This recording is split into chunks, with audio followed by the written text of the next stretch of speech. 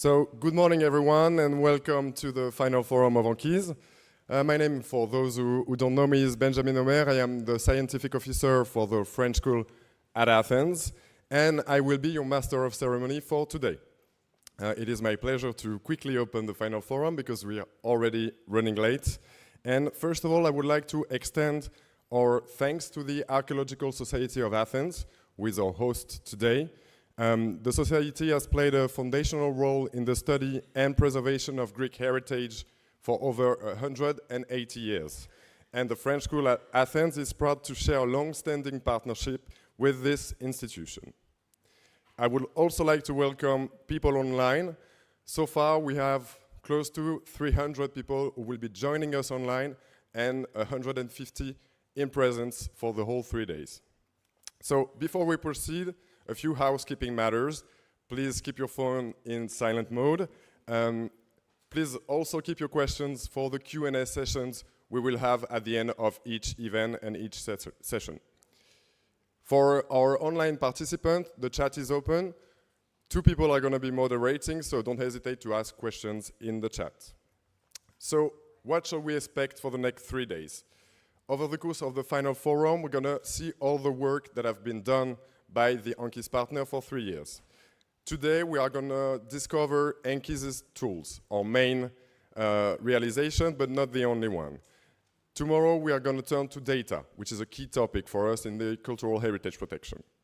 And on our last day, we're going to talk about policy recommendations, how we can advise the European Commission, the European Union, and all of the stakeholders to better protect our common heritage.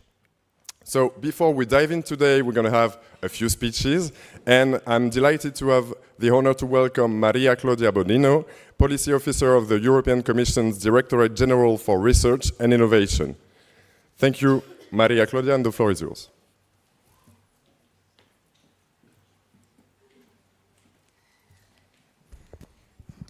Good morning, and good morning everyone, and welcome to this ANCHISE forum.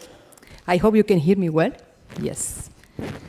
It's really my honor to be here today and to represent the European Commission. My name is Maria Claudia Bodino, and I'm from the Director General from the Research and Innovation from the Commission. Basically, this is the one in charge of planning, but also ideate all the projects and all the ideas behind the horizon. Specifically, we are the one in charge of a specific tiny part of Horizon. It's the biggest founding program on research and innovation in the world, I would say. And our unit is the one that is really trying to identify the research gaps from you, mainly, from researchers, and try to also to draft the new call and the new topics for researching. Interesting questions and interesting topic on the field of cultural heritage. So we are also the one in charge of this project, and we are really happy. I'm personally very happy to be here today because it's my first year in this Director General, and I'm also, a little bit an outsider. I'm not a researcher, I'm an engineer. My background is mainly on data and AI. So this project is really peculiar because you have an interesting intersection of areas and domains where you see a bit of everything. You have a social science, you have AI, data, you have archaeology. So it's really challenging, and that's why I really want to thank you for your results and for your commitment in this project. You are not alone. In this cluster, we also founded other 2 projects, Enigma and Aurora. I know they are going to be also with us in these days. And that's why it's so important to take the opportunity to spend time together to try to understand really the lesson learned and the challenges you have faced during these 3 years. And also to understand how we can try to coordinate for the future. Horizon is about scientific knowledge, is not a normal founding program. So what we expect from projects like ANCHISE is to have scientific solid inputs for the future. The topic of illicit trafficking is highly multidisciplinary, and this is also the reason why it's a bit challenging to put around the same table different perspectives. And I think it's one of the main relevant elements of these projects. Today's conference is a unique opportunity for us as policymakers to capture your policy recommendation for the future, but it's also a very interesting opportunity to exchange. So I will be here for the entire conference, so feel free to catch up. Let's go for a coffee together, and let's try to exchange as much as we can. I'm really here to learn from you. This topic is relevant for the EU, you know better than me. We have different initiatives, the action plan, but then also in the recent Cultural Compass for Europe, there is a stronger relevance on the topic. And you also know there is already a CSA, a new opportunity for the future in the work program 2026. Everything is public, so I will recommend you to start discussing about this topic and start to collaborate together, because the idea is to really avoid segmentation. So the idea is to try to make a kind of ecosystem where the projects from our cluster, but also together with the other clusters, for example, cluster 3, and also projects from Creative Europe and initiative at national and international level could try to merge together. This is a very, very unique opportunity. You know, now in these days, we are discussing the next MFF. So basically, the European Union is trying to understand how and where to invest the money for the next years, for the next 7 years. And it's now time to raise awareness about the importance of this topic using concrete and actionable results. So it's time to show that it's really important to keep investing in this cultural heritage sector. That's why it's very important today to share recommendations, to show the tools, to show how they are really working with the law enforcement authorities in this big picture where there are so many interesting elements, cross-border collaboration, AI, of course, technology, but also a very strong need of avoid policy segmentation like today. So I don't want to waste a lot of your time. We are going to have 3 full days. I just want to raise your attention of a new study that we published in December. Probably you already know about that.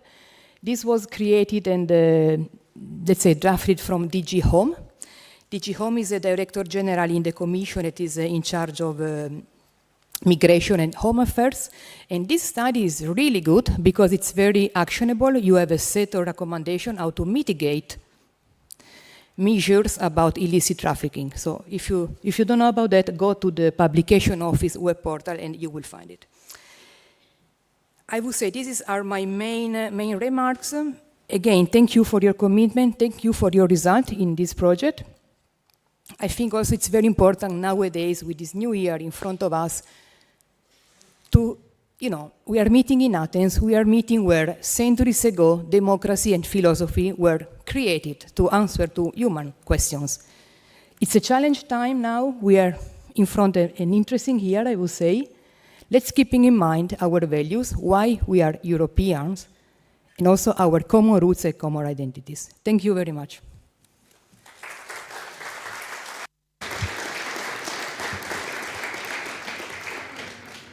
Thank you very much, Maria Claudia. Your support for ANCHISE, but also for Enigma, Aurora, and other projects has been really important for us. Thank you. I now have the pleasure to invite Dr. Elisabeth Barg, art historian and cultural administrator for ICOM Greece. Elisabeth, the floor is yours.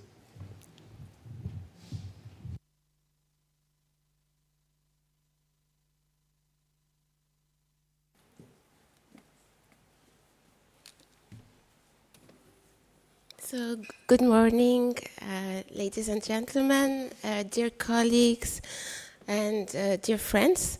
So it's a real pleasure and honor to be here with you today and to represent the Hellenic National Committee of ICOM. And I would warmly like to thank the organizers, the Archaeological School of Athens, and the Heritage Protection Department of the International ICOM for your invitation. So allow me now to speak in Greek, since I represent ICOM Greece and it's the official language. Το θέμα της παράνομης διακίνησης των πολιτιστικών αγαθών έχει ιδιαίτερη σημασία και η καταπολέμησή της απαιτεί διεθνή και συντονισμένη προσπάθεια, πράγμα που επιβεβαιώνεται από την παρουσία όλων μας εδώ σήμερα. Όλοι αναγνωρίζουμε ότι οι συνέπειές της είναι πολλαπλές και βαθιά τραυματικές. Απώλεια ανεκτήμητων τεκμηρίων της ιστορίας, διάρρηξη της συλλογικής μνήμης, αποδυνάμωση των πολιτιστικών θεσμών και σε πολλές περιπτώσεις ανεπανόρθωτη καταστροφή αρχαιολογικών και ιστορικών μνημειακών συνόλων. Για χώρες με πλούσιο και διαχρονικά πολιτιστικό απόθεμα, όπως η Ελλάδα, το ζήτημα αυτό αποκτά ιδιαίτερη βαρύτητα και ηθική διάσταση. Σε αυτό το σύνθετο και διαρκώς μεταβαλλόμενο διεθνές περιβάλλον, το ελληνικό τμήμα του ΙΚΟΜ διαχρονικά στηρίζει και συμμετέχει στις προσπάθειες καταπολέμησης της παράνομης διακίνησης και επαναπατρισμού των πολιτιστικών αγαθών. Εξάλλου, οφείλει την ίδρυσή του το 1983 στην ανάγκη να συμπορευτεί με τη διεθνή κοινότητα στο θέμα αυτό.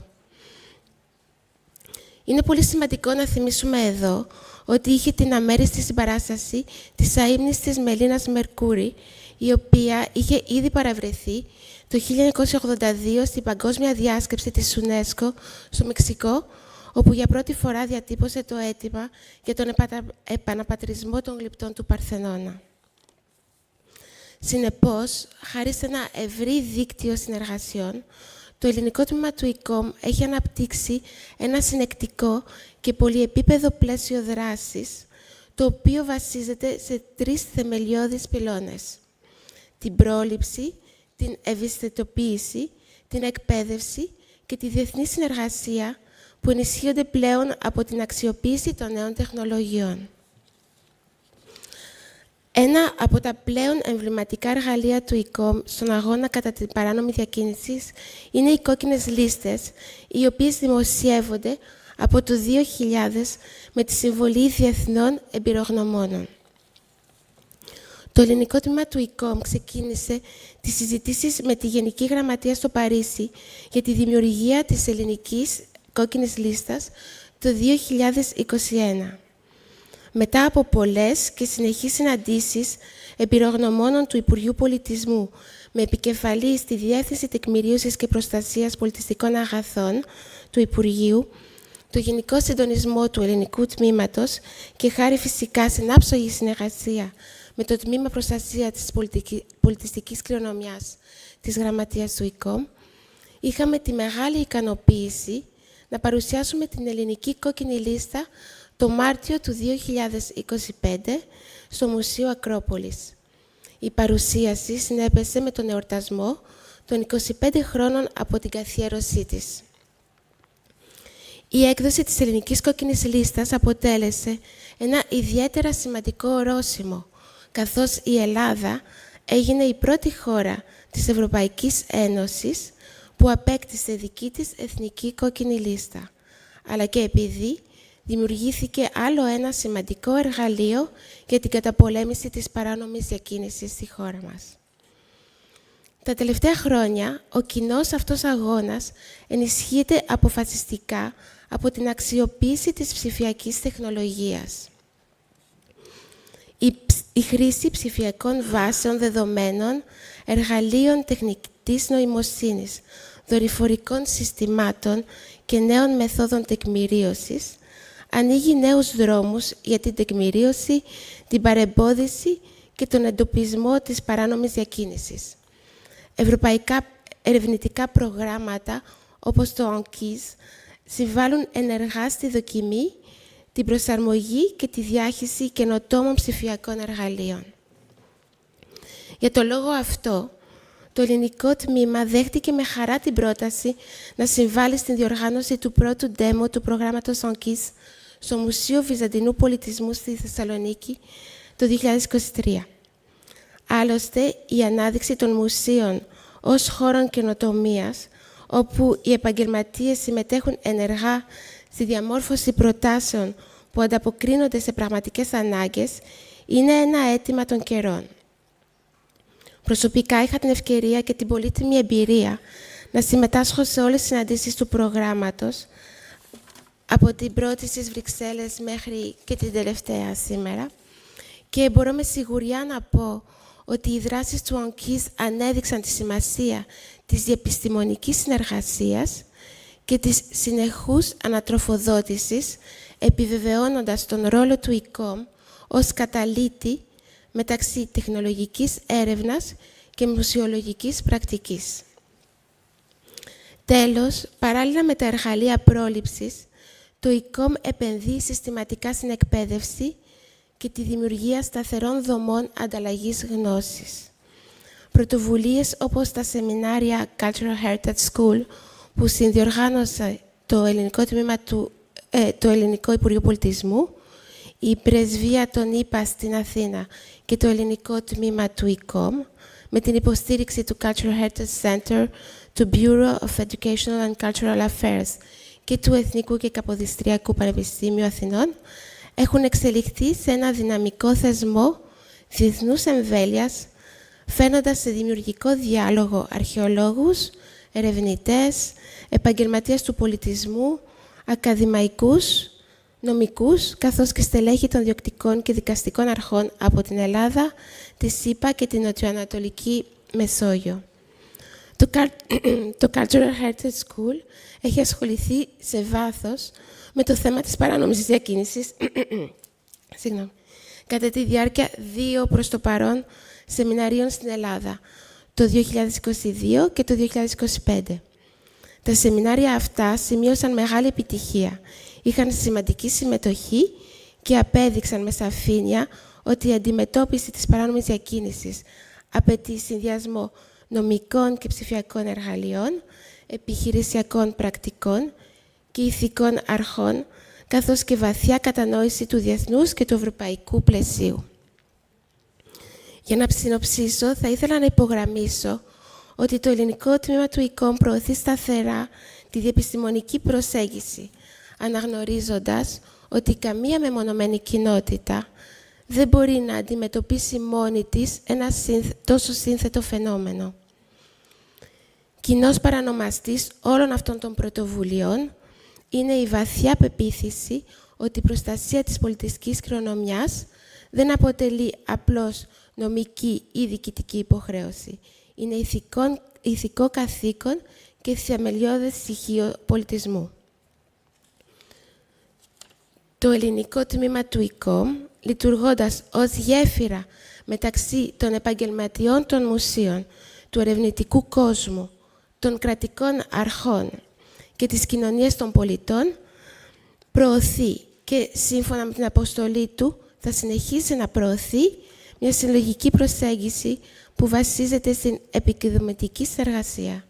Σας ευχαριστώ πολύ για την προσοχή σας και εύχομαι εκ μέρους του ελληνικού τμήματος του ΙΚΟΜ καλή επιτυχία. Ευχαριστώ.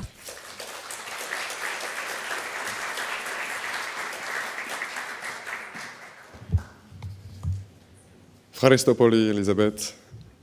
ICOM has been, and you all know, an essential partner for the ANCHISE project, so we are delighted to have this opening speech from the ICOM National Committee. So now it is my great pleasure to welcome another one of our speakers, Alexandre Dibolt, Deputy Head of the Mission at the Embassy of France in Greece. Alexandre, the floor is yours.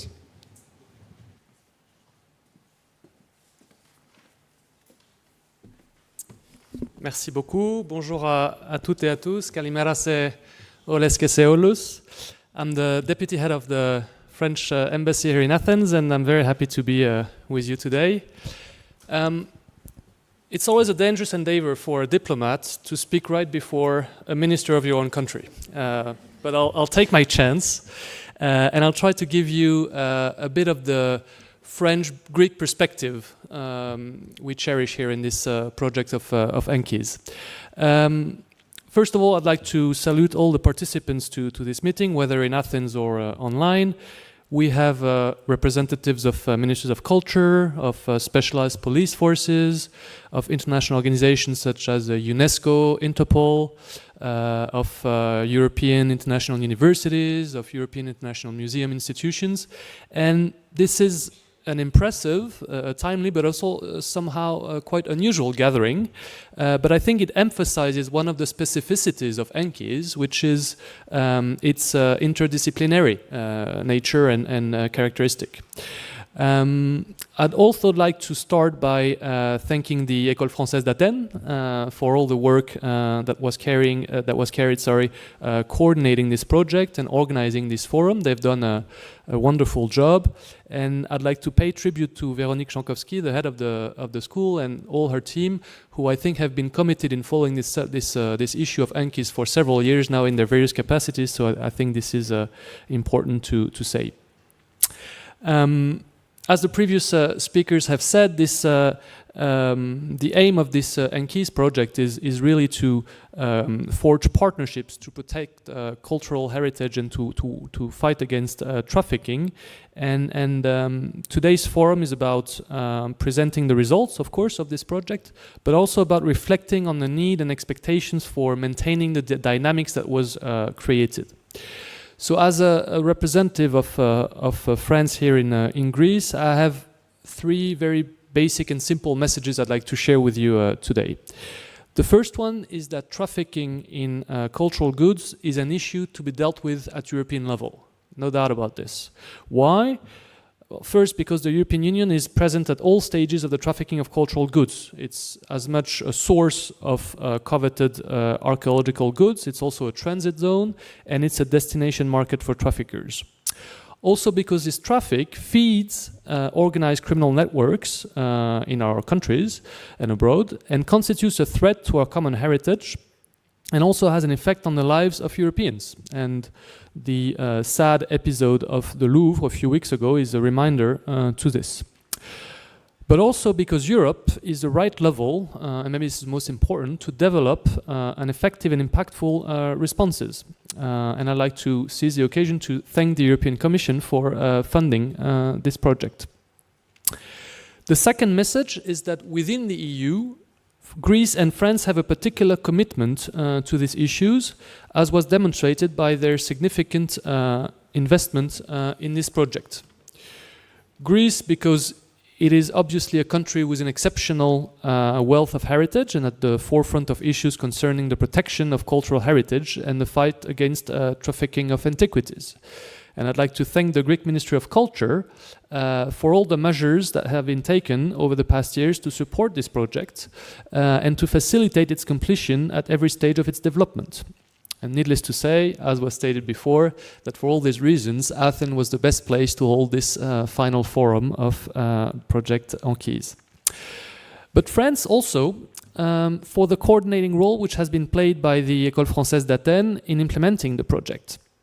Today, ANCHISE is the only European Horizon project which is led by a French humanities and social sciences institution. And the fact that this French institution is a French institution based abroad is actually a good illustration of the relevance of the model of the École Française d'Athènes, which allows us to carry out projects involving players from several European countries, from a regional perspective, and also crossing disciplines. And I would like to underline the strong French presence within the consortium that led the ANCHISE project with, as you all know, 7 French partners, EFA, Université Lyon 2 and Poitiers, CNRS, ENSP, and other actors like ICONEM or PARC. And of course, this commitment was complemental to the participation of institutions from 6 other member states. The third message, and maybe the most important, is that ANCHISE will have a concrete impact. Why?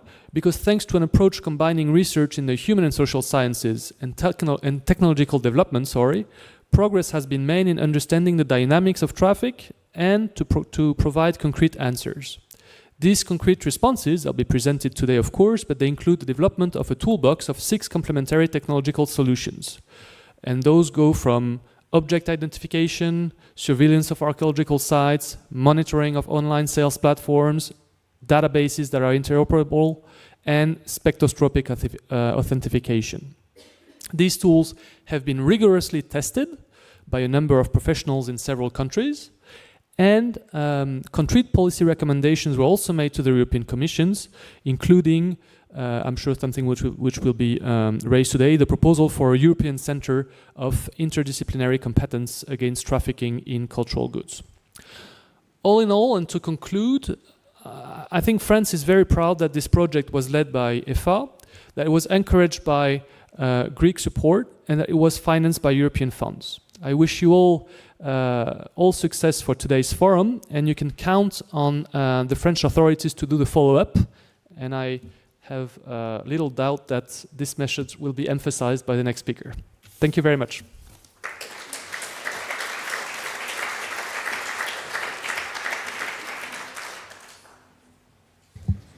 Thank you very much, Alexandre.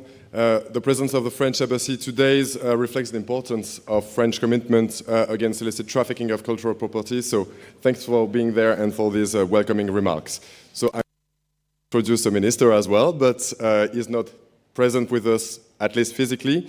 But we did receive a message, a video message from Philippe Baptiste, the French Minister for Higher Education, Research and Space. And as you may know, the École Française d'Athènes operates under the supervision of the ministry, so we are delighted to have these welcoming words. Mesdames et messieurs, en vos grades et qualités, chers participants à ce bel événement, je ne peux pas être parmi vous aujourd'hui, mais je tenais à vous saluer et à saluer l'excellence du projet ANCHISE coordonné par l'École française d'Athènes. Nos chercheurs en sciences humaines et sociales démontrent comment l'innovation, la coopération et l'expertise française peuvent faire la différence face au trafic illicite de biens culturels. Et je me réjouis que la France soit en première ligne pour protéger le patrimoine culturel européen. Ce qu'ANCHISE démontre, c'est que les sciences humaines et sociales sont un véritable moteur d'innovation. En combinant une approche sociologique et juridique avec des technologies de pointe, comme la surveillance automatisée des sites archéologiques ou des plateformes de vente en ligne, ANCHISE a su créer des solutions concrètes directement utilisables par les acteurs sur le terrain. Sa méthodologie, unique en Europe, a permis d'ajuster en continu les solutions pour qu'elles répondent parfaitement aux enjeux des archéologues, des forces de l'ordre et des professionnels du patrimoine. C'est une très belle réussite des SHS, capable de proposer des réponses innovantes à un défi sociétal majeur, la lutte contre le trafic illicite de biens culturels. Projet phare du programme Horizon Europe, ANCHISE place la France au cœur d'un réseau de 15 partenaires dans 7 pays et renforce notre position de leader dans la protection du patrimoine culturel. Il est le seul projet européen du cluster 2 coordonné par un établissement français en sciences humaines et sociales, preuve de l'excellence de l'École française d'Athènes et de ses partenaires. Elle a réussi à rassembler, dans une approche vraiment interdisciplinaire, 7 partenaires français, le CNRS, les universités de Lyon 2 et de Poitiers, ainsi que des acteurs innovants comme Iconem, spécialiste de la numérisation 3D des sites patrimoniaux. Ensemble, vous avez porté cette ambition au niveau européen. ANCHISE est une belle réussite car il a su fédérer des acteurs technologiques et des chercheurs SHS, mais aussi parce qu'il a produit des recommandations politiques communes et une proposition de centre européen de compétences contre le trafic de biens culturels. Ce projet montre que la France sait innover, coordonner et influencer au niveau européen. Il ouvre la voie à de nouvelles initiatives et le forum final d'Athènes, qui se tient aujourd'hui, sera l'occasion de lancer cette dynamique pour les années à venir. Je tiens à adresser mes plus vifs remerciements à l'École française d'Athènes et à l'ensemble de ses partenaires. Grâce à ANCHISE, la France et ses partenaires européens démontrent que la recherche, quand elle est bien coordonnée, peut concrètement protéger notre héritage commun. Soutenons ensemble cette excellence et ces initiatives, car c'est en agissant aujourd'hui que nous préserverons notre patrimoine pour les générations futures. Et à tous les chercheurs en sciences humaines et sociales, je lance cet appel. Engagez-vous dans ces projets européens. Ils sont une opportunité unique pour protéger notre patrimoine, pour amplifier l'impact de nos travaux. Je vous souhaite un forum riche en échanges et en avancées pour la suite. Merci encore de votre mobilisation.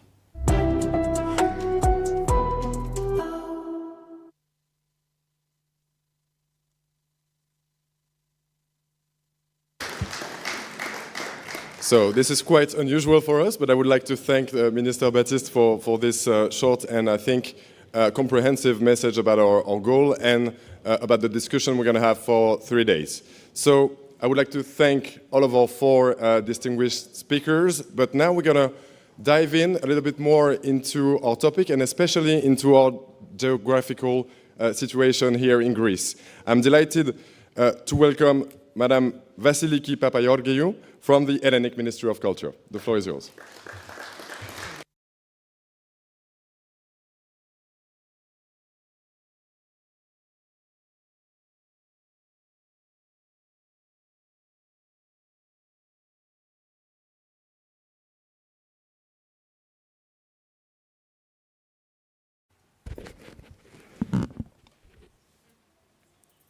Καλημέρα και από μένα. Ευχαριστώ πολύ τους διοργανωτές για την πρόσκληση και ιδίως την αγαπητή Βερονίκ. Εύχομαι καλή επιτυχία στις εργασίες. Είμαι σίγουρη ότι θα βγούμε όλοι κερδισμένοι μετά το τριήμερο φόρουμ και πρωτίστως θα βγει κερδισμένη η πολιτιστική κληρονομιά των χωρών μας. Η αρχαιοκαπηλεία είναι ένα διεθνές φαινόμενο με σοβαρές πολιτιστικές, κοινωνικές και οικονομικές επιπτώσεις, το οποίο πλήττει ιδιαίτερα χώρες με μακραίωνη ιστορία και πλούσιο αρχαιολογικό απόθεμα. Η παράνομη διακίνηση πολιτιστικών αγαθών εξακολουθεί, όπως και στο παρελθόν, να αποτελεί μια εκτεταμένη και διαρκή απειλή για την πολιτιστική κληρονομιά, τόσο σε περιόδους ειρήνης, όσο και κατά τη διάρκεια ένοπλων σειράξεων. Η Ελλάδα, μια χώρα με συνεχή πολιτιστική παρουσία χιλιάδων ετών, έχει δεχθεί διαχρονικά βαρύ πλήγμα από τη μάστιγα της αρχαιοκαπηλείας, η οποία με τη μορφή του οργανωμένου εγκλήματος σήμερα εξακολουθεί να πλήττει την πολιτιστική κληρονομιά. Η προστασία της αποτελεί διαχρονική προτεραιότητα για το ελληνικό κράτος. Ήδη από το 1834 η Ελλάδα διαθέτει οργανωμένο νομοθετικό πλαίσιο για την προστασία των αρχαιοτήτων. Η συνταγματική κατοχύρωση αυτής της προστασίας ενισχύθηκε περαιτέρω το 1975, οπότε το ελληνικό σύνταγμα όρισε ρητά ότι το κράτος οφείλει να προστατεύει τόσο το φυσικό όσο και το πολιτιστικό περιβάλλον, θέτοντας τα μνημεία υπό την άμεση προστασία του. Το Υπουργείο Πολιτισμού της Ελλάδας έχει αναπτύξει μια πολυεπίπεδη και συστηματική δράση για την αντιμετώπιση της παράνομης διακίνησης πολιτιστικών αγαθών, αξιοποιώντας την εμπειρία δεκαετιών στη διαχείριση και την προστασία ενός από τα πλουσιότερα πολιτιστικά αποθέματα παγκοσμίως. Η στρατηγική της βασίζεται τόσο στη συνεχή βελτίωση του θεσμικού πλαισίου, όσο και στην ενίσχυση της επιχειρησιακής ετοιμότητας των αρμοδίων υπηρεσιών.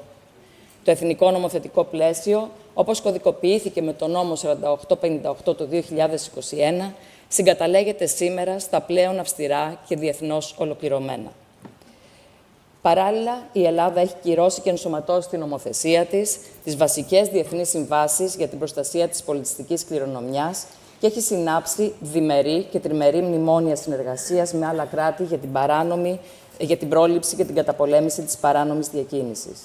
Στο πλαίσιο αυτό και για την αποτελεσματικότερη αντιμετώπιση του εγκλήματος της αρχαιοκαπηλείας, ιδρύθηκε το 2008 με νόμο στο Υπουργείο Πολιτισμού μια νέα υπηρεσία, η Διεύθυνση Τεκμηρίωσης και Προστασίας Πολιτιστικών Αγαθών. Βασική επιδίωξη ήταν οι διάσπαρτες μέχρι τότε αρμοδιότητες σε σχέση με την προστασία των πολιτιστικών αγαθών και την καταπολέμηση της παράνομης διακίνησης να συγκεντρωθούν σε μία υπηρεσία και να αντιμετωπίζονται με ενιαίο και συστηματικό τρόπο. Η Διεύθυνση, η οποία έχει σήμερα διευρυμένο αντικείμενο, έχει δύο βασικούς στόχους. Πρώτον, καταγράφει και εποπτεύει τις αρχαιότητες που βρίσκονται νομίμως στην κατοχή ή την κυριότητα ιδιωτών ή συλλεκτών, καθώς και εκείνες που διακινούνται μέσω αδειοδοτημένων αρχαιοπολίων σε ολόκληρη τη χώρα. Δεύτερον, διερευνά υποθέσεις παράνομης διακίνησης, εντοπίζοντας στοιχεία, τεκμηριώνοντας την προέλευση και λαμβάνοντας μέτρα για την ανάκτηση πολιτιστικών αγαθών που έχουν διακινηθεί παρανόμως. Για την επίτευξη αυτών των στόχων, η Διεύθυνση συνεργάζεται στενά με όλες τις υπηρεσίες του Υπουργείου Πολιτισμού, με τις δικαστικές και διοκτικές αρχές στην Ελλάδα και στο εξωτερικό, καθώς και με διεθνείς οργανισμούς.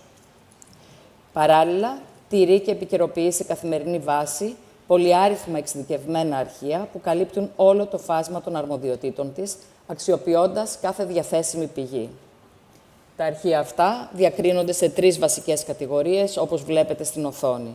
Στα αρχεία στα οποία συγκεντρώνονται όλες οι πληροφορίες για τις παραβατικές πράξεις που σχετίζονται με την παράνομη διακίνηση των μνημείων, στα αρχεία που αφορούν στις αδειοδοτημένες και νόμιμες ενέργειες και στα πολύ ιδιαίτερα αρχεία που συγκεντρώνονται ποικίλες πληροφορίες και στοιχεία τα οποία προκύπτουν κυρίως από τις επιχειρήσεις των διοκτικών αρχών εντός και εκτός Ελλάδος μετά την εξιχνίαση υποθέσεων αρχαιοκαπηλείας. Όπως προκύπτει από τα στοιχεία που συγκεντρώνει η Διεύθυνση Τεκμηρίωσης και Προστασίας Πολιτιστικών Αγαθών, παρά την ύπαρξη ενός ολοκληρωμένου νομοθετικού πλαισίου και την επαγρύπνηση των αρμοδίων αρχών, περιστατικά κλοπών, παράνομων ανασκαφών και παράνομης εξαγωγής πολιτιστικών αγαθών εξακολουθούν και σήμερα να σημειώνονται σε ολόκληρη τη χώρα. Ενδεικτικά αναφέρω ότι κατά το διάστημα 2021-2025 έχουν καταγραφεί 38 περιπτώσεις κλοπής και έχουν αφαιρεθεί συνολικά 143 πολιτιστικά αγαθά. Μεταξύ αυτών, 71 χρονολογούνται από τη δεύτερη χιλιετία π.Χ. έως και τον 5ο αιώνα, ενώ 72 αντικείμενα χρονολογούνται στους Βυζαντινούς και τους μεταβυζαντινούς χρόνους. Τα περιστατικά κλοπής έχουν σημειωθεί σε μνημεία, σε αποθηκευτικούς χώρους και σε ιδιωτικές κατοικίες νομίμων κατόχων όπου φυλάσσονται οι αρχαιότητες. Αντίστοιχα, κατά το ίδιο διάστημα αναφοράς, δηλαδή το 2021-2025, έχουν εντοπιστεί 73 περιπτώσεις λαθρανασκαφών σε όλες τις περιφέρειες της χώρας, με τις περισσότερες να έχουν καταγραφεί στην περιοχή της Πελοποννήσου και να ακολουθεί η περιοχή της Στερεάς Ελλάδας με 17 περιστατικά. Αξίζει να σημειωθεί ότι οι λαθρανασκαφές σημειώνονται τόσο σε κηρυγμένους αρχαιολογικούς χώρους και μνημεία, όσο και σε περιοχές που δεν είναι γνωστές στην αρχαιολογική υπηρεσία. Για να προλάβει και να περιορίσει και να καταστήλει το πρόβλημα της αρχαιοκαπηλείας και της παράνομης διακίνησης των πολιτιστικών αγαθών, το Υπουργείο, διά της Διεύθυνσης Τεκμηρίωσης και Προστασίας Πολιτιστικών Αγαθών, προχωρά σε μια σειρά ενεργειών και σε εφαρμογή καλών πρακτικών που αποτυπώνονται στις αρμοδιότητες της εν λόγω διεύθυνσης. Μέσω του Τμήματος Εποπτείας Ιδιωτικών Αρχαιολογικών Συλλογών και Αρχαιοπολίων, χειρίζεται όλα τα ζητήματα που αφορούν την νόμιμη κατοχή και κυκλοφορία των πολιτιστικών αγαθών. Το τμήμα εκδίδει άδειες νόμιμης κατοχής αρχαιοτήτων σε φυσικά ή νομικά πρόσωπα και εποπτεύει τις ιδιωτικές συλλογές που βρίσκονται στην Ελλάδα. Τηρεί και επικαιροποιεί το Εθνικό Αρχείο όλων των δηλωμένων αρχαιοτήτων που βρίσκονται σε ιδιωτικά χέρια. Η διαδικασία αυτή επιτρέπει στο Υπουργείο Πολιτισμού να καταγράφει και να εποπτεύει κάθε κινητό μνημείο που βρίσκεται στην κατοχή ιδιωτών, να θέτει υπό την άμεση προστασία του όσο από αυτά κρίνει απαραίτητο, ενώ παράλληλα συμβάλλει στον εντοπισμό κλεμμένων αρχαιοτήτων, καθώς μέσα από τις διαδικασίες αυτές πολλές ύποπτες αρχαιότητες έχουν ταυτιστεί με κλεμμένες και ανακτήθηκαν. Αδειοδοτεί και εποπτεύει τη λειτουργία των αρχαιοπολίων, τα οποία υπάγονται σε ένα πολύ αυστηρό κανονιστικό πλαίσιο για την αποτροπή της παράνομης διακίνησης. Οι επιχειρήσεις αυτές οφείλουν να έχουν άδεια λειτουργίας από το Υπουργείο Πολιτισμού, να τηρούν αναλυτικά βιβλία αποθεμάτων και πωλήσεων και να υποβάλουν τακτικές αναφορές στο Υπουργείο. Παρακολουθεί τις εισαγωγές κινητών μνημείων, προκειμένου να ελέγχει εάν αυτές είναι σύμφωνες με την εθνική νομοθεσία και τις διεθνείς συμβάσεις και να επιβεβαιώνει την νόμιμη προέλευση και διακίνηση κάθε αντικειμένου. Χορηγεί άδειες εξαγωγής κινητών μνημείων, μια διαδικασία που υπόκειται σε πάρα πολύ αυστηρούς περιορισμούς. Το άλλο τμήμα, το Τμήμα Τεκμηρίωσης και Προστασίας Πολιτιστικών Αγαθών, χειρίζεται ζητήματα που αφορούν την παράνομη κατοχή και διακίνηση μνημείων, καθώς και τον επαναπατρισμό παρανόμως διακινηθέντων πολιτιστικών αγαθών. Συγκεντρώνει όλα τα στοιχεία που αφορούν περιστατικά κλοπής κινητών μνημείων από την ελληνική επικράτεια, ανεξαρτήτως του χρόνου τελέσεώς τους. Προχωρά στις προβλεπόμενες διοικητικές ενέργειες και υποβάλλει σχετικό φάκελο στην αρμόδια εισαγγελική αρχή. Παράλληλα, ενημερώνεται άμεσα η Interpol μέσω του ειδικού εντύπου Object ID, καθώς και οι βάσεις δεδομένων άλλων οργανισμών και φορέων. Όλα τα κλαπέντα ελληνικά πολιτιστικά αγαθά βρίσκονται και στην εφαρμογή IDR της Interpol, ώστε να είναι εύκολα προσβάσιμα από όλους. Οι παράνομες ανασκαφές παρακολουθούνται επίσης συστηματικά, με το τμήμα να χαρτογραφεί περιοχές υψηλού κινδύνου και να συνεργάζεται με τις τοπικές αρχές για την ενίσχυση των μέτρων προστασίας. Στις περιπτώσεις κατασχέσεων πολιτιστικών αγαθών, το τμήμα υποστηρίζει τις ελληνικές και τις ξένες διοκτικές αρχές. προβαίνει στον έλεγχο των κατασχεθέντων και όταν υπάρχουν τα απαραίτητα αποδεικτικά στοιχεία, διεκδικεί τον επαναπατρισμό τους.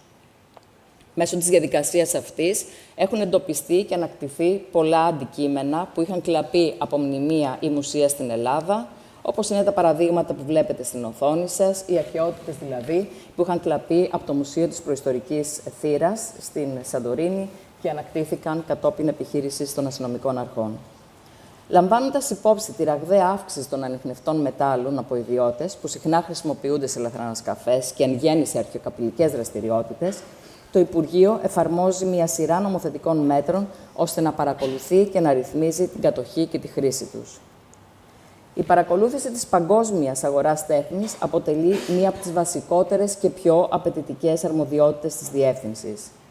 Με τη χρήση τόσο παραδοσιακών μεθόδων έρευνας όσο και ψηφιακών εργαλείων, οι αρχαιολόγοι του Τμήματος Τεκμηρίωσης και Προστασίας Πολιτιστικών Αγαθών εξετάζουν συστηματικά καταλόγους δημοπρασιών, ιστοσελίδες γκαλερί και διαδικτυακές πλατφόρμες πωλήσεων, προκειμένου να εντοπίσουν αρχαιότητες ελληνικής προέλευσης.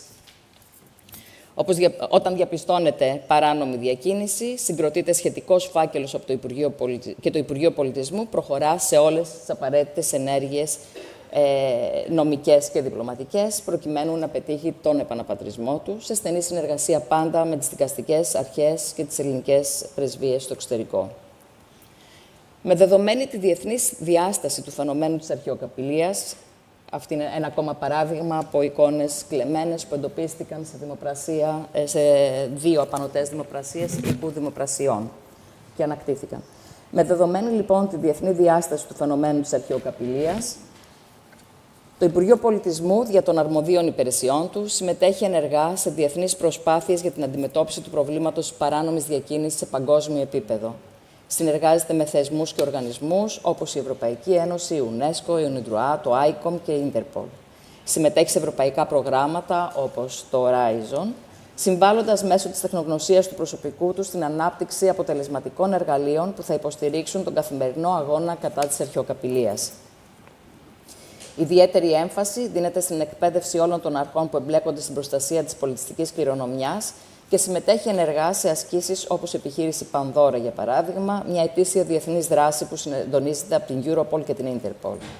Οργανώνει και συμμετέχει σε εξειδικευμένα σεμινάρια και προγράμματα κατάρτισης. Τον περασμένο Οκτώβριο, ακούσατε και από την κυρία Μπάρκ, συνδιοργανώθηκε με την πρεσβεία των ΗΠΑ στην Αθήνα και το ICOM, το Cultural Heritage School 4, ένα διεθνές σεμινάριο με αντικείμενο το νομικό πλαίσιο, τα νέα τεχνολογικά εργαλεία, την έρευνα της προέλευσης και τις βέλτιστες πρακτικές για την καταπολέμηση της αρχαιοκαπηλείας και την ευαισθητοποίηση του κοινού. Παράλληλα, το Υπουργείο αναπτύσσει δράσεις πρόληψης και ευαισθητοποίησης, αναγνωρίζοντας ότι η ενημέρωση της κοινωνίας αποτελεί κρίσιμο παράγοντα στην καταπολέμηση της παράνομης διακίνησης. Εκπαιδευτικά προγράμματα, επιστημονικές ημερίδες, συνεργασίες με μουσεία και ακαδημαϊκά ιδρύματα, εκθέσεις που γίνονται στην Ελλάδα αλλά και σε χώρες του εξωτερικού, συμβάλλουν στην καλλιέργεια του σεβασμού προς την πολιτιστική κληρονομιά και την προστασία της από κάθε μορφής κίνδυνο. Αναφέρω ενδεικτικά δύο πρόσφατες τέτοιες πρωτοβουλίες. Τη μία την ακούσατε ήδη. Πρόκειται για τη δημιουργία της κόκκινης λίστας των ελληνικών πολιτιστικών αγαθών που βρίσκονται σε κίνδυνο, η οποία δημοσιεύθηκε τον περασμένο Μάρτιο, και τη συμμετοχή της Ελλάδος με 9 κλεμμένες ελληνικές αρχαιότητες στο εικονικό Μουσείο Κλεμμένων Πολιτιστικών Αγαθών της UNESCO, το οποίο άνοιξε τις διαδικτυακές πύλες του στα τέλη του 2025. Τα αποτελέσματα αυτών των προσπαθειών είναι απτά. Τα τελευταία χρόνια, πολυάριθμα πολιτιστικά αγαθά έχουν ανακτηθεί και επαναπατριστεί, είτε μέσω κατασχέσεων, είτε κατόπιν δικαστικών αποφάσεων, είτε μέσω οικειοθελών επιστροφών. Μεταξύ αυτών περιλαμβάνονται αρχαιότητες που είχαν κλαπεί από μουσεία και ιδιωτικές συλλογές, αλλά και αντικείμενα που είχαν εξαχθεί παράνομα πριν από δεκαετίες. Συνολικά, η εμπειρία του Υπουργείου Πολιτισμού στον τομέα της παράνομης διακίνησης πολιτιστικών αγαθών αποτυπώνει τη σημασία της συντονισμένης διοικητικής, επιστημονικής και διεθνούς δράσης. Η συνεχής προσαρμογή στις νέες προκλήσεις, όπως η χρήση ψηφιακών μέσων στο παράνομο εμπόριο και η ενίσχυση της διεθνούς συνεργασίας, παραμένουν καθοριστικοί παράγοντες για την αποτελεσματική προστασία και διαφύλαξη της πολιτιστικής κληρονομιάς της χώρας. Τα σύγχρονα εργαλεία και οι τεχνολογίες που αναπτύσσονται μέσω προγραμμάτων όπως το ANCHISE και το ENIGMA, καθώς και η δικτύωση των αρμοδίων φορέων, θα ενισχύσουν την επιχειρησιακή ετοιμότητα και θα συμβάλλουν καθοριστικά στην αποτελεσματικότερη προστασία της πολιτιστικής μας κληρονομιάς. Θα ήθελα να κλείσω αυτή τη σύντομη παρουσίαση με μια αισιόδοξη νότα. Θα σας δείξω ορισμένες περιπτώσεις επαναπατρισμών ως ένα μικρό δείγμα του μεγάλου έργου που έχει επιτελεστεί τα τελευταία χρόνια στον τομέα αυτό. Η επιστροφή των παρανόμως διακινηθέντων μνημείων αποκαθιστά την ιστορική αλήθεια, ενισχύει την εμπιστοσύνη του κοινού και επαναβεβαιώνει τη δέσμευση της Ελλάδος για την προστασία της πολιτιστικής κληρονομιάς, όχι μόνο της δικής της, αλλά και εκείνης άλλων χωρών, των οποίων τα αντικείμενα εντοπίζονται στην επικράτειά της. Βλέπετε δύο μαρμάρινα ταφικά επιτύμβια αγγεία του 4ου αιώνα που επαναπατρίστηκαν το 2024 από την Ελβετία κατόπιν τεκμηρίωσης της παράνομης διακίνησής τους και την υποβολή σχετικών ένδικων μέσων από το Υπουργείο Πολιτισμού. Κάτω δεξιά στην οθόνη βλέπετε τρεις αρχαιότητες που εντοπίστηκαν στις συλλογές του Μουσείου Κάρλος του Πανεπιστήμιου Έμορι στην Ατλάντα των Ηνωμένων Πολιτειών. Τεκμηριώθηκαν με βάση φωτογραφικό υλικό και έγγραφα που διέθετε το Υπουργείο Πολιτισμού ως προϊόντα παράνομης διακίνησης από την Ελλάδα και επαναπατρίστηκαν το 2024. Στις επόμενες διαφάνειες θα δείτε ένα δείγμα από τις 165 αρχαιότητες που κατασχέθηκαν τα τελευταία χρόνια σε διαδοχικές επιχειρήσεις της εισαγγελίας του Μανχάταν στη Νέα Υόρκη, στα χέρια συλλεκτών ή εμπόρων τέχνης και οι οποίες αποδόθηκαν στο ελληνικό κράτος αφού η διεύθυνση κατάφερε να τεκμηριώσει ότι ήταν προϊόντα παράνομης διακίνησης προερχόμενα από λαθρανασκαφές σε διάφορες αρχαιολογικές θέσεις της Ελλάδος. 15 ακόμα αντικείμενα κατασχέθηκαν από τις ελβετικές αρχές και επαναπατρίστηκαν το 2023 κατόπιν σχετικής δικαστικής απόφασης στα πλαίσια ποινικής δίκης στο Δικαστήριο της Γενέβης εναντίον γνωστού εμπόρου αρχαιοτήτων. Και στην περίπτωση αυτή, τα αντικείμενα αποδόθηκαν στην Ελλάδα, διότι η διεύθυνση τεκμηρίωσε την παράνομη διακίνησή τους. Εδώ βλέπετε ένα δείγμα από τα 451 αρχαία αντικείμενα και τις 25 ομάδες αντικειμένων, καθώς και τις εκατοντάδες ομάδες συνανικών οστράκων, αγγείων, τα οποία διακινήθηκαν από την υποεκαθάριση εταιρεία Robin Science, ενός από τους μεγαλύτερους εμπόρους τέχνης, με βάση στοιχεία που προέκυψαν κατά την εξάρθρωση κυκλώματος το 2006 στην Σχοινούσα και τελικώς επαναπατρίστηκαν το 2023. Τέλος, είναι ένα δείγμα από τα αντικείμενα που επιστρέφονται κατόπιν οικειοθελούς παράδοσης από πολίτες διαφόρων χωρών. Και όπως είπα στο κλείσιμο της ομιλίας μου, η Ελλάδα μεριμνά εξίσου για την προστασία των πολιτιστικών αγαθών άλλων χωρών που αν διακινούνται παράνομα και εντοπίζονται στο έδαφος της. Εδώ βλέπετε την επιστροφή στην Τουρκία ενός θησαυρικού συνόλου 1055 αργυρών νομισμάτων που κατασχέθηκε από τις τελωνειακές αρχές στον Εύρο κατά την απόπειρα εισαγωγής του στη χώρα μας και επιστράφηκε στην Τουρκία το 2024. Σας ευχαριστώ πάρα πολύ για την προσοχή σας.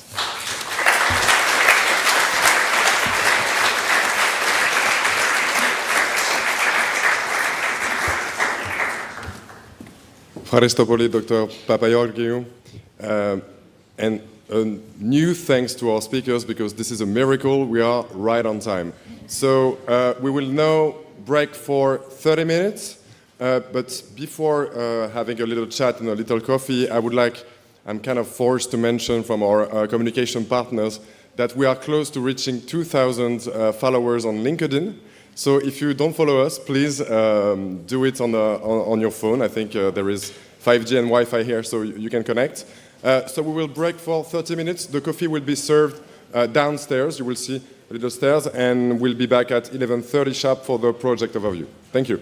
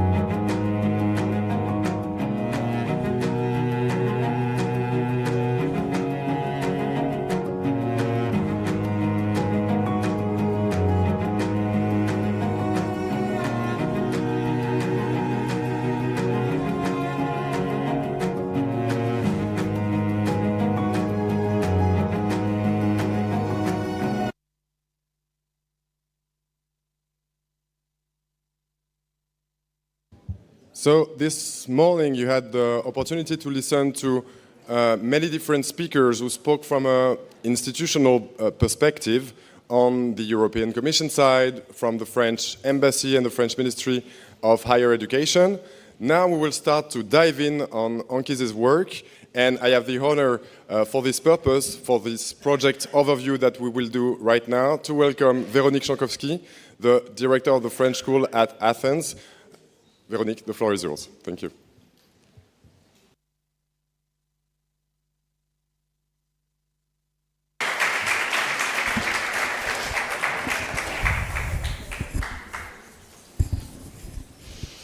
So, good morning, everybody, and thank you all for being here, both at the Archaeological Society and online.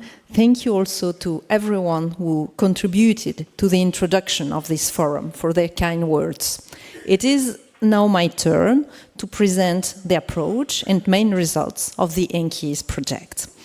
As coordinator of this project, or rather this adventure, I would obviously like to begin by expressing my gratitude to the European Commission for placing its trust in us, as well as to the various partners who have helped us throughout the process, starting with the Greek Ministry of Culture. As director of the French School of Athens and as a 21st century Philhellene, I am delighted that the Archaeological Society of Athens is hosting this major event, as it is a way for me to pay tribute to the role it has played since the birth of the Greek state in the 19th century in protecting heritage and raising awareness of its intrinsic value.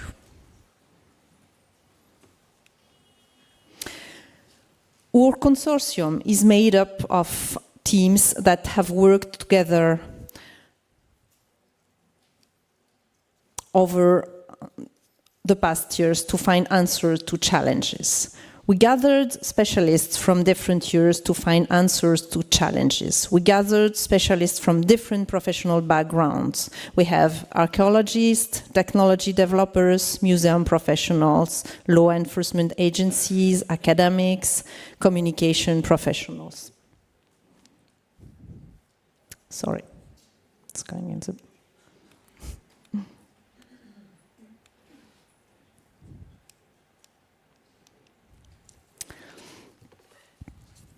So we have different specialists gathered from different professional backgrounds. Setting up a European project is usually a competition and a time-limited task. I believe that we have actually done the opposite, and the result is a great one. We have worked to unify the existing forces in the various European organizations, because the issue of cultural heritage protection calls for coordinated, interdisciplinary and unified responses. And we have worked to ensure that, as far as possible, our initiatives to combat trafficking in cultural property can be sustained over the long term.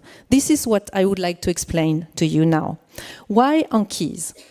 ANCHISE stands for Applying New Solutions to Cultural Heritage Protection.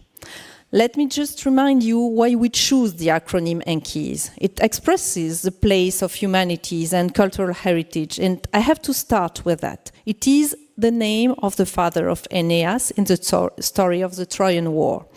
When Troy is destroyed in the war and the city is in flames, Aeneas takes his old father on his shoulders and saves him and his young son from the destruction of the city.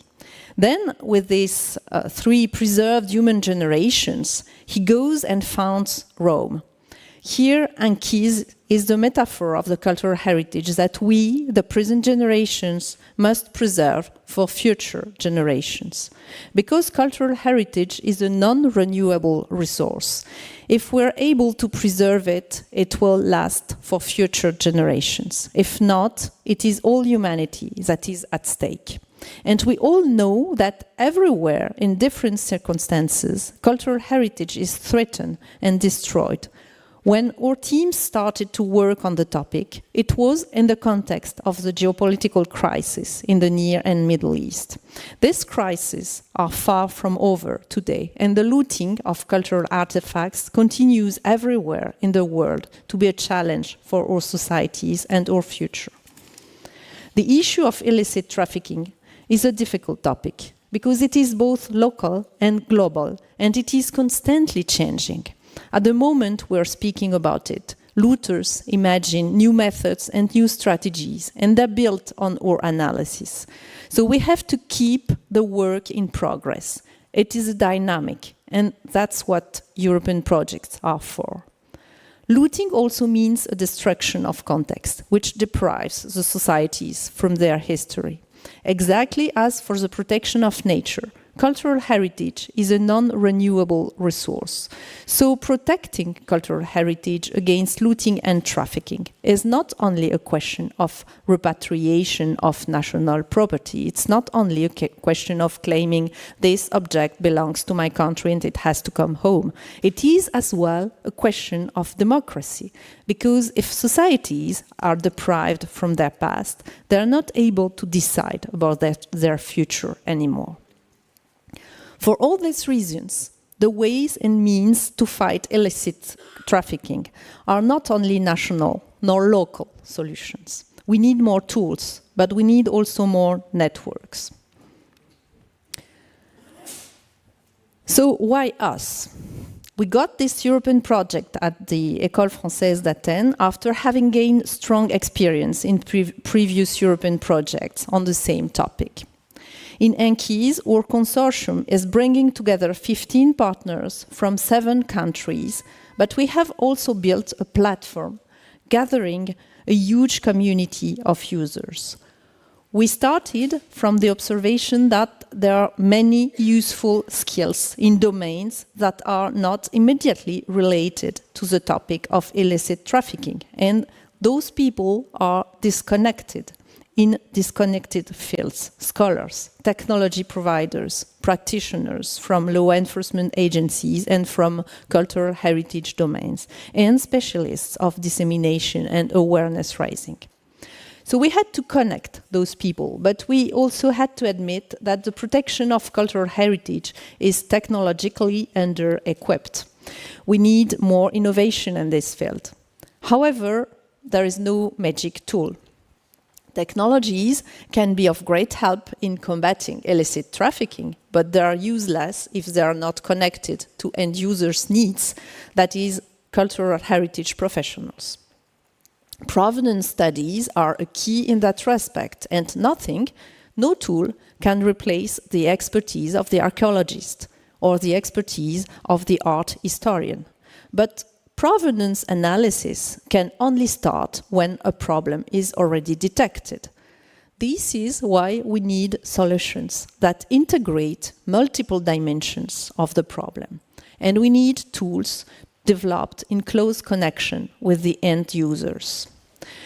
Technologies will be also useless if they are not connected to the expertise of the social and human sciences, because the phenomenon we are facing is constantly evolving.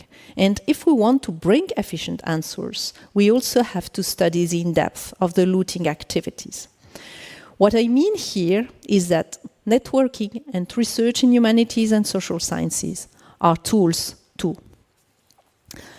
So for all these reasons, ANCHISE bridges the gap between technology and end users through practical tools and a strong expert user network. These priorities were developed in our action plan.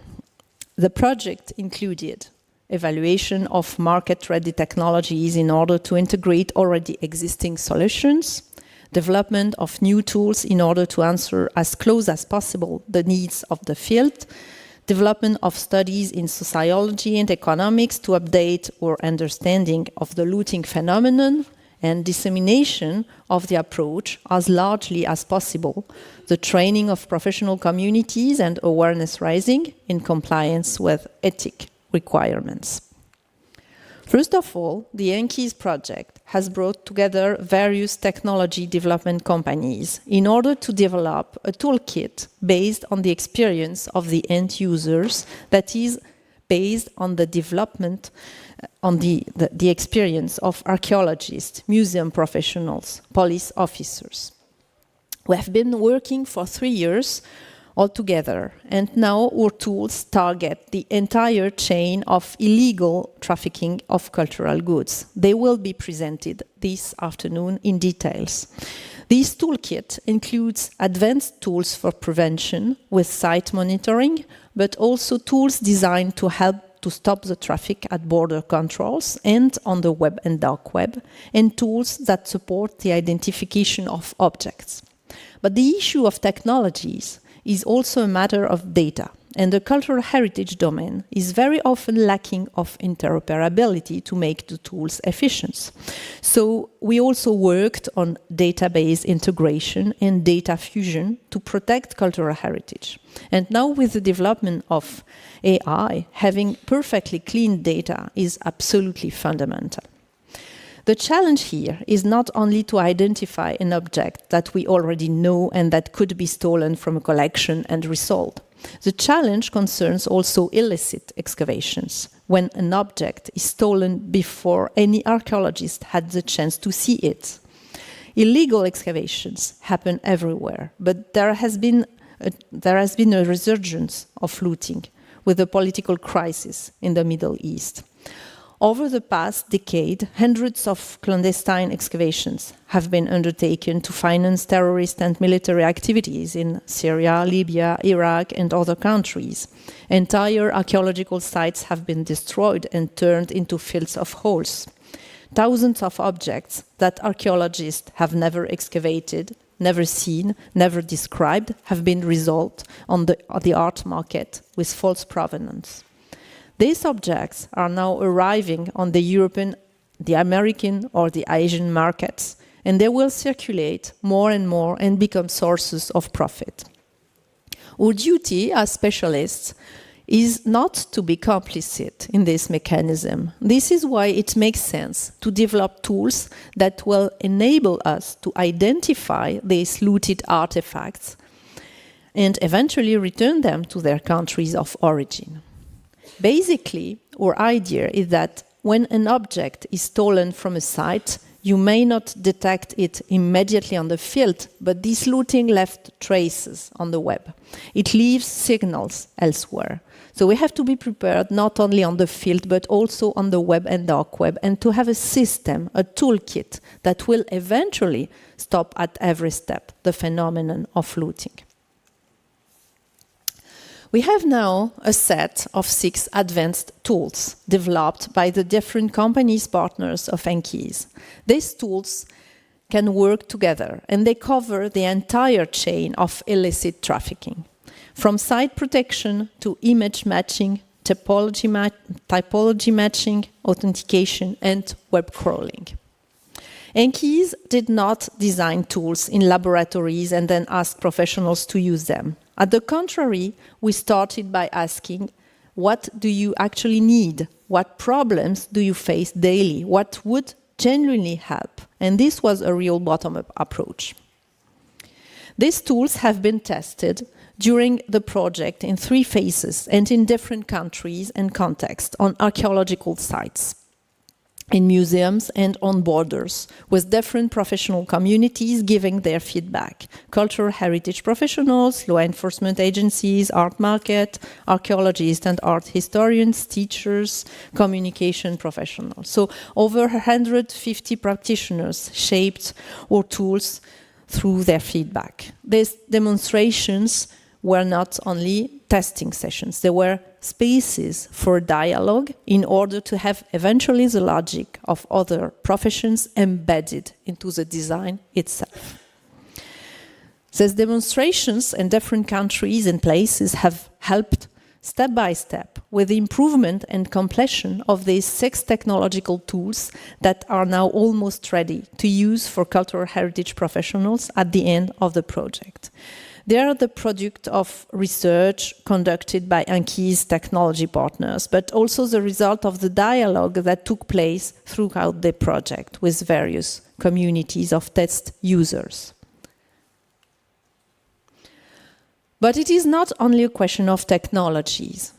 On the website of ANCHISE, you can find many other information that are going to be maintained after the end of the project, because there is still a knowledge gap in that respect, because the traffic is an evolving phenomenon.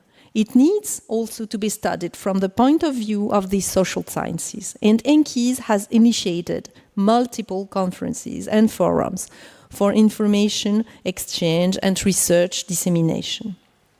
Our webinar series, ANCHISE Talks, has explored topics ranging from nanotechnologies and AI applications to free ports and the role of the antiquities market in money laundering.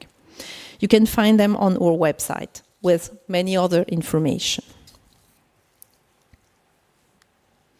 An important part of the project was dedicated to this fundamental understanding of trafficking networks, their evolution, and their sociological dimensions through conferences, seminars, case studies, and collective publications.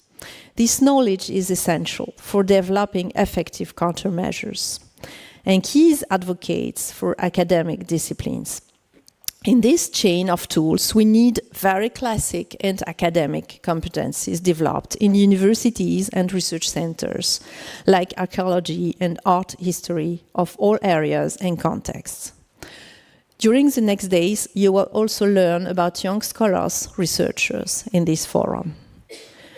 And we must preserve these disciplines, which are unfortunately becoming rare, because it's very clear that they are crucial to the security of our cultural heritage.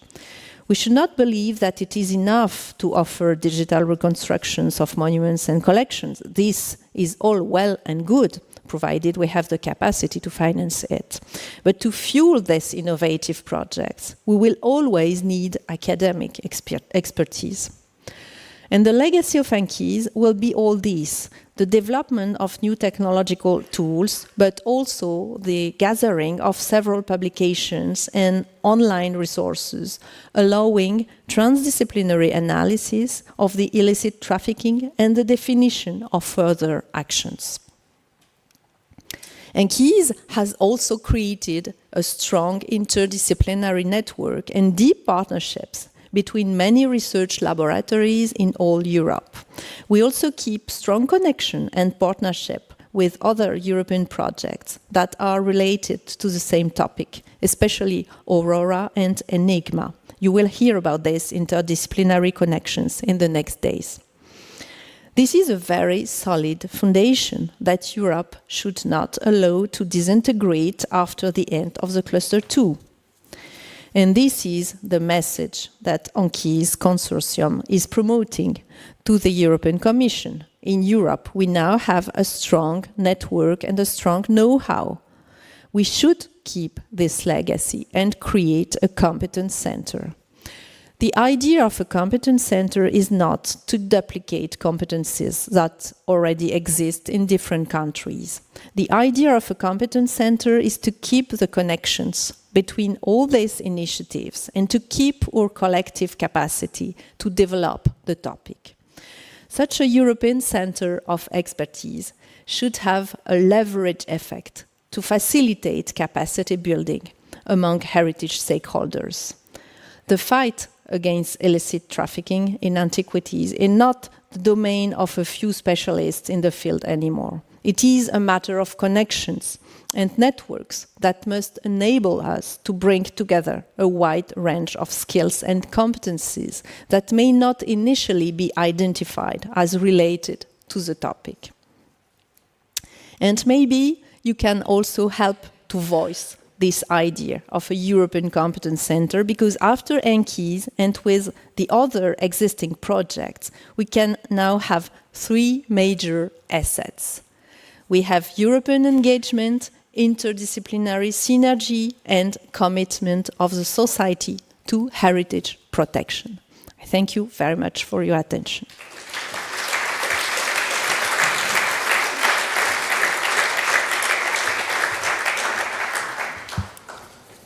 Thank you very much, Véronique. I think this is a very well done transition with our next session because we are going to take a step back and talk about the fact that we need absolutely interdisciplinarity for this fight against illicit trafficking to work. So I'm very honored to welcome my colleagues, Marine Lecheneau from the French College of Police and Sophie Delepierre from the Secretariat of ICOM.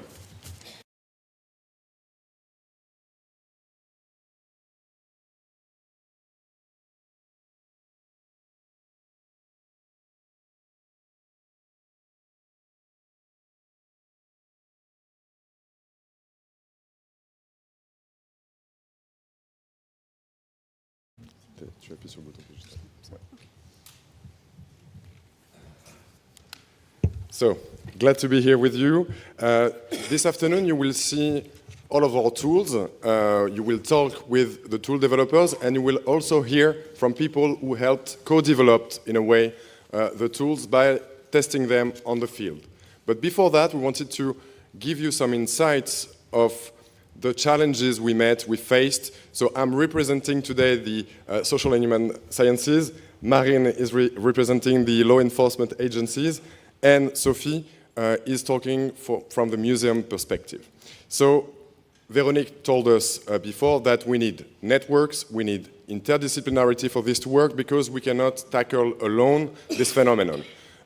Police can intercept objects, but sometimes they do not know which object they've been intercepting. It's the same for human sciences. We need to dive into topics, but in the end, can we act on the field? No. So we need this interdisciplinarity, these networks that we've been building together for 10 years now. And this is why we wanted to give you some insight on our perspective. Let me pose the question directly, Sophie, to you. The museums, maybe not lately with the Louvre happening, but are sometimes perceived as quiet places, not places related to illicit trafficking. But can you tell me why ICOM has been fighting the illicit trafficking of cultural property over so many years? And can you tell us more about the museum's perspective in this interdisciplinarity work? Sure, thank you. And first of all, hello to everybody. So regarding your question, of course, it's far from new. Even the topic today is much more on the political agenda, and we are more than happy for it. But within ICOM, this question of fighting the traffic, maybe not with those words, with other words such as illegal excavations, this problematic has been clearly identified when we look into the archives from the very beginning of ICOM. ICOM, I will not do a long presentation, but has been creating in 1946. Well, the first General Assembly was in 1947, and one of the recommendations was ICOM was small at that time, of course. It was the beginning of it, but already one of the first recommendations was an alert. Generally, when I do conference, I put the text on the screen, but was the museum were worried about the problematic of illegal excavation and those objects coming into the collection. So as you say, it's far from new, and if we do again, it's not the place here, but the history of what ICOM did until today, we can see all the steps, which can be not only the red list. The red list are 2000, so there is a gap of 50 years here. So ICOM worked mainly on knowing about how to communicate about theft. How do we acquire and do for ourselves some standard about acquisition? That's the article you can find in the Code of Ethics, for example, in the 80s, which are clearly reflecting some discussion from around the convention in the 70s. So you can see how those questions have been clearly be followed, and also the international knowledge about it and discussion and how do we move forward. The museum community has always been very a mirror of the discussion of how to deal with it, how to fight it. And we worked on this different perspective, and in the same time, it's also very important to understand, and I every time recall it, is that the museum in this fight do not have only one way to do it. We have different profiles. In a nutshell, we have three main profiles. One is museum as victim of theft. Well, we saw enough cases in the news, and I will absolutely not comment them, but I think everybody understands the subtext. So how can we do them how can we, us, with the help of experts, improve security? The second profile we have, and it's something that we will discuss today, is the fact that museums are also experts. And when you have the LEAs that we will discuss in a few seconds, who investigate, or when we have the customs that have also to investigate, that also need to be able to rely on human experts that can give opinion. How do we put them together? Second profile, expert. And third profile, let's be also clear, museums are actors of the circulation of goods. So themselves, especially when they acquire, there is a due diligence process to follow. So it's very important today to understand that once this is a topic that is within the museum community for a long time. Second, that we can act, but sometimes in a different profile. And third, because it's my question for you now, Marine, is in our daily basis, how can you also translate this role of the law enforcement? When I just gave you some profile from the museum and the need that maybe we have to, in every country, certainly work closer to the LEA. But what is your point of view exactly on that point? Thank you very much, Sophie, and hello everyone. Unless you want to say something at this point. No, I'm okay, follow up. Directly answer Sophie's question, thank you for that. Actually, I will be direct. The trafficking of cultural heritage very often, actually, or sometimes can be seen as a secondary topic. Even though it's changing, because we understand more and more that from the law enforcement agency's perspective, those traffics can be interconnected. There is also another point that is quite clear, that those traffics of cultural heritage can come as a kind of funding, can finance other criminal activities. So this is a very serious topic, definitely. And one challenge in front of this very serious topic, facing a challenge that law enforcement agencies are facing, is identification. As I really do think that this is a key point to start building bridges between us, between cultural heritage professionals and law enforcement. Identification, because basically one of the very first questions from a law enforcement agency's perspective in front of a cultural good is what it is. Where does it come from? Is it protected? Those are a few questions to be answered for LEAs, and this is, to me, a very first stone to build this bridge of cooperation between us. Another point that should be mentioned here is that law enforcement agencies have operational constraints. Meaning, there is a very strict legal framework applying when we are talking about circulation of goods and people. We should also mention the massive volumes of data, especially online, that we are facing. And also, perhaps another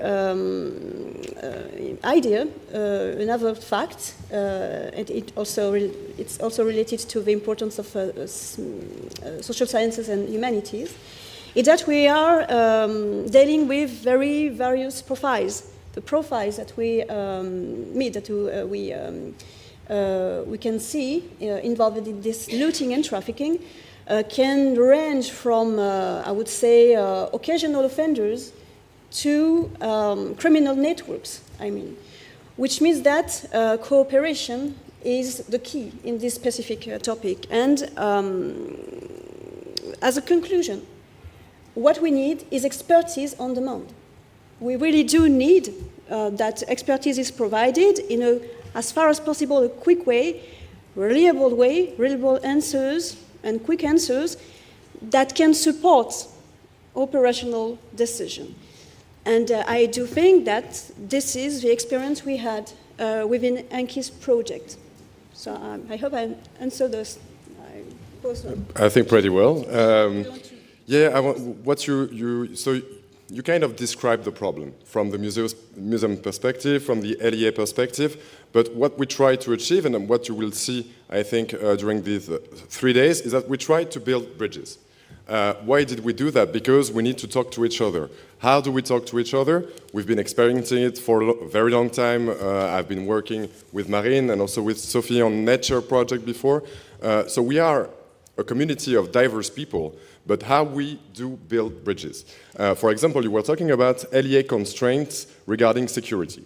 So when we went to a museum to organize a field demonstration, we had constraints related to the objects. When we went to a border site, especially like an airport in Roissy or like a port in Burgas, Bulgaria, we had to face so many difficulties because we need to talk to the customs officer who don't know sometimes what is trafficking of illicit property. So we need to have and to find a common language, and I think we managed to speak to each other quite well. But what we need to do, and I think what we did in our interdisciplinary work, is to have a bottom-up approach. So we started from the problem. We started from the problem of the communities. I think museums were not involved that much in some projects before.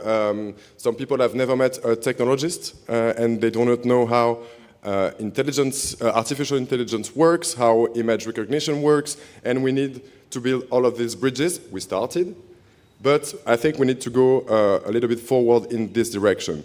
Sophie, for example, how did this bottom-up approach, starting from the problem, starting from the practitioners, then to understanding the problem, then to the tools, how did it work for the museum community? Yes, you just said a few seconds ago, and it's some things that in each of the demonstration, and I'm sorry then for if I repeat things that I already said, but what was interesting for ICOM as soon as we have the first discussion with Veronique, I remember, and Corinne too, we remember, within Nature, is that unfortunately, it was ICOM opinion at the time that we were very much approached to participate in EU projects, in particular using high technology, and it was very interesting.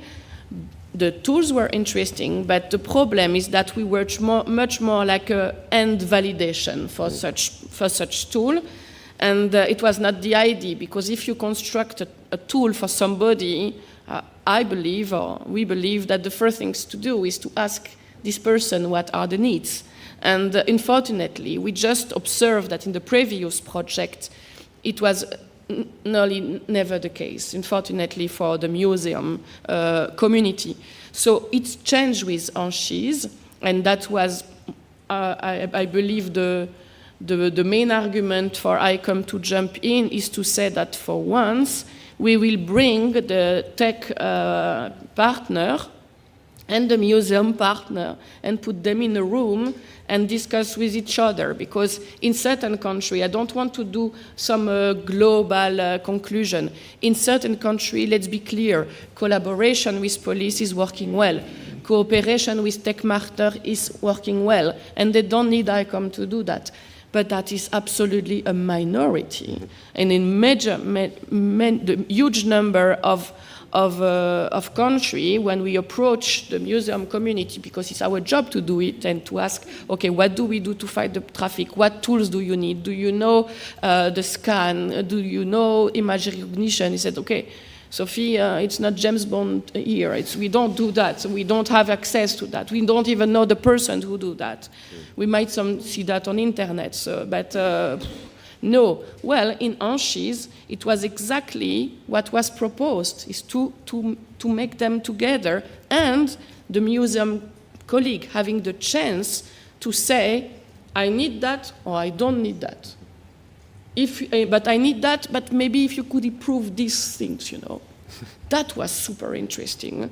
And then after, once we agreed to jump in, the next step for me, and here I would like to give kind of an homage to the 3 national committees, because then we discussed, yes, but who we work. Mm-hmm.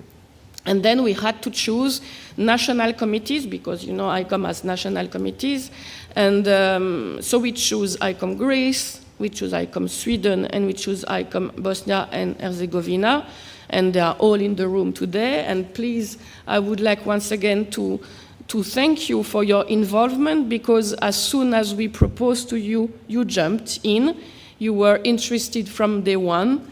And we really appreciate that. And your involvement during the demonstration was key. That's the why I would like to say that's why we say yes. And after 3 years, we can say that it was nice and smart to say yes, because, and I hope the tech partner also appreciate our feedback, the museum feedback on the tools, and I'm pretty sure it's also a beginning for future. It was kind of pilot work, project, and just also to be as simple as that, is to go to the other committee and other countries and to say, yes, it's worked to discuss together, and yes, you have your word to say in these future tools. But I think the question you asked me could be exactly also sent to Marine, because it would be also interesting to know, and I would then revert the same question again, is that how the demonstration served your communities. When I say communities, I said LEA, of course. Yeah, actually, as you said, they're served as meeting point, definitely. The demonstration of technological tools were a long process before, during, and after. And when building this process, it gives the opportunity to be in the same room and to address all the specific questions that you mentioned, but especially all, including, I would say, technical ones, practical ones. That was also those kind of questions that we have to, to answer together. Talking from the law enforcement agency's perspective, we had the opportunity to travel in 4 countries for those demonstrations: Greece, France, Bulgaria, and Bosnia and Herzegovina. And what happened is that we were able to bring together the police, customs, prosecutors, cultural heritage professionals, and for some of those people have never been in the same room before. So definitely those kind of demonstrations are meeting points. What I would like to say is that, still talking about the demonstrations, those are very important moments to, I would say, to build relationships, but beyond also to build trust. Because definitely you cannot just build trust, if I may say so, with a PowerPoint presentation, if I may say so. Actually, I think that building on concrete cases faced by, I would say daily faced by professionals from various fields, and looking at those concrete cases together and being able to find, to share, to express problems and to try to share common grounds, to me, this is basically a very crucial outcome from those experiences. Perhaps we should also mention the capacity building workshops that are slightly different, or actually different, in terms of objectives regarding the demonstrations. Regarding those workshops, to me, one key point, one key idea was training. Because we had also, yes, to spend time in training, in sharing also good practices, and still having, as far as possible, everyone in the same room from the various fields. Well, basically that's what I would like to say. Perhaps I would like to mention once again the operational constraint that we may have as alliés, meaning, of course, confidentiality aspects. We had to build secure environment, or to make sure that we address those specific questions. But all this brought together, I think that this experience was, to me, very decisive, still to be able to build these bridges. I think what you were saying about the operational constraint of the LEA and what Sophie was mentioning before about having the help of the ICOM national committees, we also had help for the LEA's demonstration from the French diplomacy, especially the attaché de sécurité intérieure, who are also here with us in the room. And so we managed to connect, I think, many different kind of networks. I mean, an ICOM national committee versus the French security diplomacy, it's not the same world. So we had to do this to make the demonstrations work. But this is not, this forum is not self-congratulatory, and we're not going to say only good things about what happens, because we faced many different challenges. So I think the first one, we were talking about the bottom-up approach, and Véronique mentioned it before as well. We needed to avoid technological solutionism. One app will rule all the illicit trafficking world. We needed to build specific tools destined to different communities and to different type of works, because even for LEAs, for example, I'm talking on your control, under your control, but from a customs agent perspective on the field versus judicial police, this is not the same work at all. So even between different communities, we have different type of work, different constraints, different challenges. I think the second challenge was understanding that the tools need to be built on knowledge.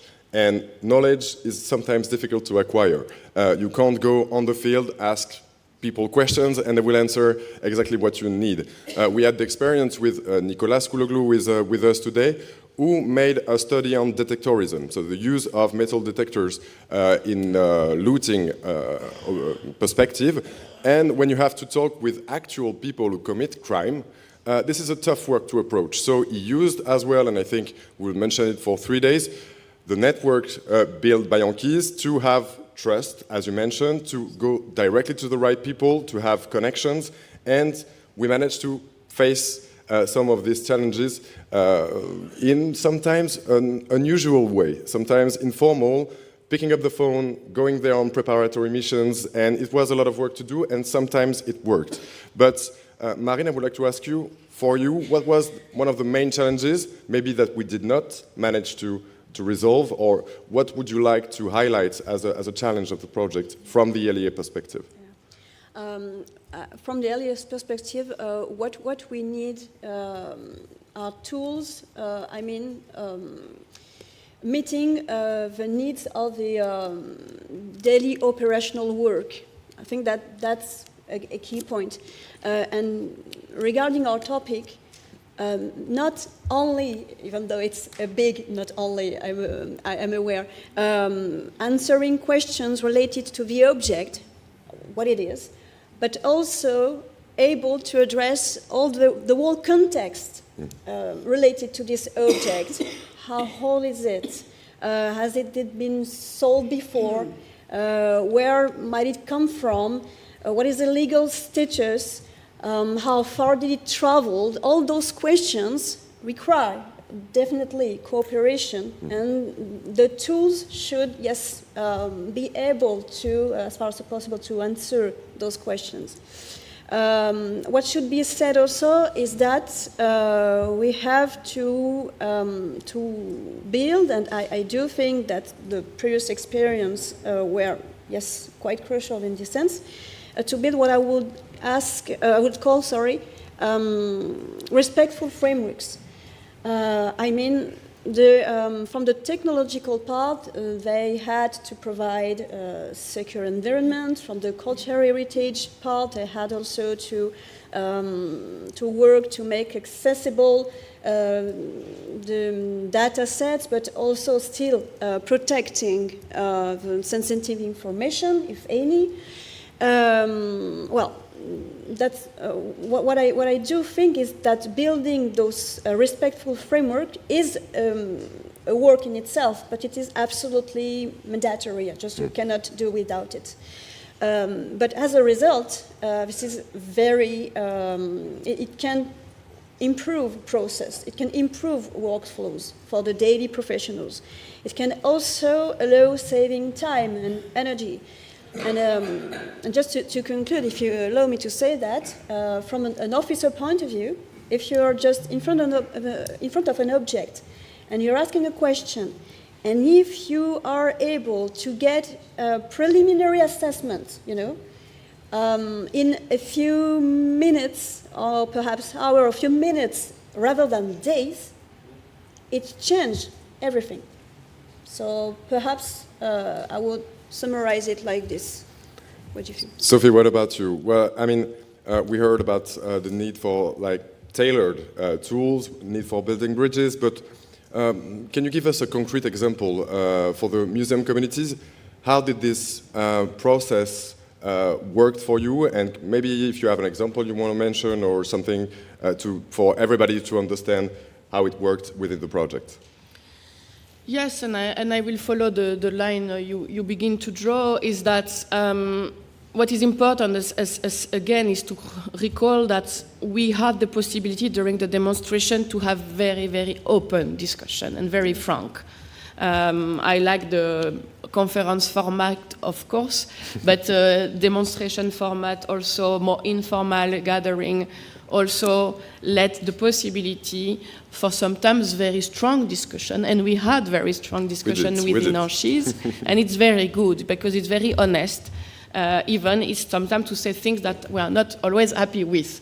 But the point is that It was interesting, I think, for the museum community to hear the needs of the LEA with what we call the 24/7 immediate response. But the job of ICOM is also to recall that museum people, even we encourage this cooperation, we want people know each other from different sector. I mean, I guess there are museum people in the room, and they know better than me that they have a museum to deal with, they have a staff, they have many obligations at a regional or national level, and then as a plus, we ask them to be also present for LEAs, for this beautiful goal of fighting the traffic. We are all there, we all understand that. But the point is that we need to take into consideration every country. There are some countries, and I'm happy you discuss it because it's an important word, the word trust and the word network. In some country, and I will take the example of France because I see that OCBC is in the room. For example, when the OCBC need advice, they absolutely don't need ICOM.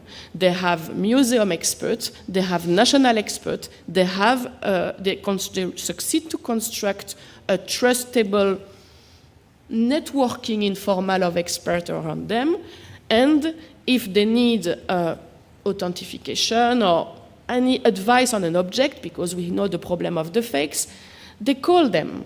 Because they call them for years, because they know them, because they are their experts. It's like an informal gathering. So we will absolutely never give lesson to France of how to do it.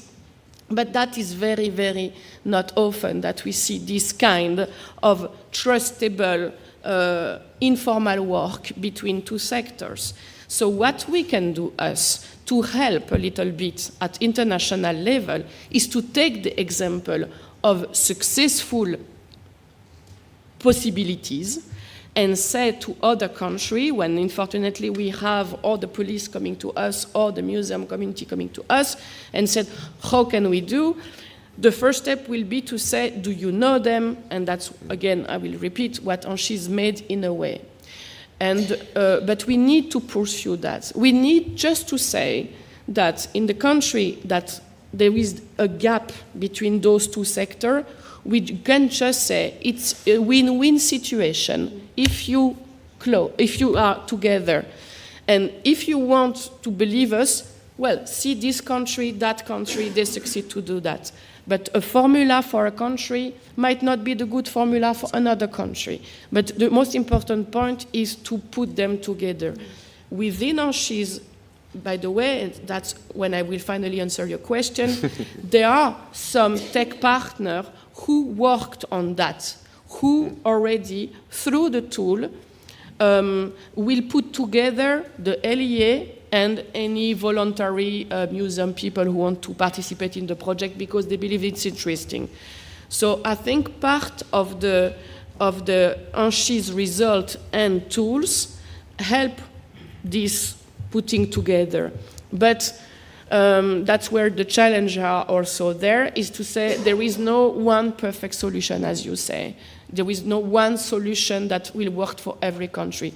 Maybe some country will use this type of tool, and some countries absolutely don't need, and some country who don't have anything yet might not take the choice of the technological tools because they really much believe in the human, It's also depending the size of a country. I'm coming from Belgium, so it's easier to know each other in Belgium than in China, which seems obvious. So sometimes the tools technical will be also interesting here just to put people together. But it's one solution among others. And also, in another challenge, I know I'm a little bit long, but the second challenge here is that about this fact that we need to construct this cooperation to help to have an answer within one day. That's the goal, and that will be a long road sometimes, but we need to go to this road. But the second challenge, it's also important, and I will speak a little bit tomorrow about that, it's also the technical constraints within the museum also, that we need to understand what the tech need, in particular of data, but that's my speech for tomorrow. But they need to understand the constraints of the tech, and the museum also need they have their own constraints. And in a world of constraints, we need to find a way to navigate those to arrive, as I said, in a win-win cooperation. Because if it's not interesting for the museum to collaborate, they will not collaborate. So it needs to be good for the LEAs, need to be good for the museum to see that we can work efficiently in a reasonable time also. And for me, that's the most important point in the challenges observed. It's that it's not about like tomorrow everything will be solved. It's just say we have challenge, they are identified, it's already a big job, and there are solutions. The solution that might be good for your country, and if it's not, then we have still the possibility to create, because tools give this opportunity. So it's a second door, and I'm pretty sure that if we continue, we might find again a third door. The most important is the willingness to pass this door. Voilà. Do I have to follow that? It was perfect. I think what you were saying just right now is anticipating, but in a good way, a bit what we're going to talk about with the tech partners today, this afternoon, because we co-developed tools along the way, along 3 years and especially 1.5 years of demonstrations. And this process has been a long road, a tiring road for some people, but we managed to find the second door, as you mentioned, and maybe you will find the third door in the next project, next years, and we will see. Just to close this session and to send everybody to lunch, because I think we all need it, can you give me, Marine and Sophie, one main takeaway you want people who are going to listen to the tech part, who are going to hear about the users from our demonstration, what should they have in mind when we are talking about interdisciplinary work, our process within ANCHISE? What would you like to say as a final statement, let's say? If I can start. Actually, I would say two things. The first one is that research and innovation for LEAs are just very important added value. Not, if I may say so, not sort of, if I may say so, sorry, but academic luxuries, you know, not something like you can do if you have a few, some time to dedicate. Yeah. No, it's definitely, it can change, it can make a difference. And this is also the reason why I took the example of someone, yesterday working, asking for questions, and it can take, of course, days, and as a result of this long process, long cooperation, the days are now some minutes, perhaps. So, yeah, definitely research and innovation as an added value would be my first point. And the second one, also related to what you said, it's that perhaps networks matter as much as the tools, actually. You have to yes, as I said also, to co-create, to co-develop solutions. Well, because anyway, what has been done should feed the future, actually. The tools need, anyway, the tool need continued development. The network also needs to be nurtured. And what also could be said is that the next generation of professionals would need this kind of training still in this interdisciplinary approach. So yeah, added value in research, network matters as much as the tools, and yes, training still interdisciplinary will be my personal conclusion, but personal, I hope. Yeah. I'm talking on behalf. Personal but shared. I hope. What about you, Sophie? What about you? Well, it's a complicated answer. I said one takeaway. Yes, that's the complicated point. So the point is that, in a nutshell, it's I know it's nice words like that, but I'm deeply convinced about that too. In many countries, we need also to make sure that museums think beyond their walls. Because it's true they have really much in mind for decades. They didn't want ANCHISE for that, but to conserve, to educate. We have those competencies very at the heart. On each museum professional you speak, that's the first words they say. But this protection to transmit for future generation, the physical security of the object, maybe more than ever, should also be as a top priority, at the same level than education and conservation.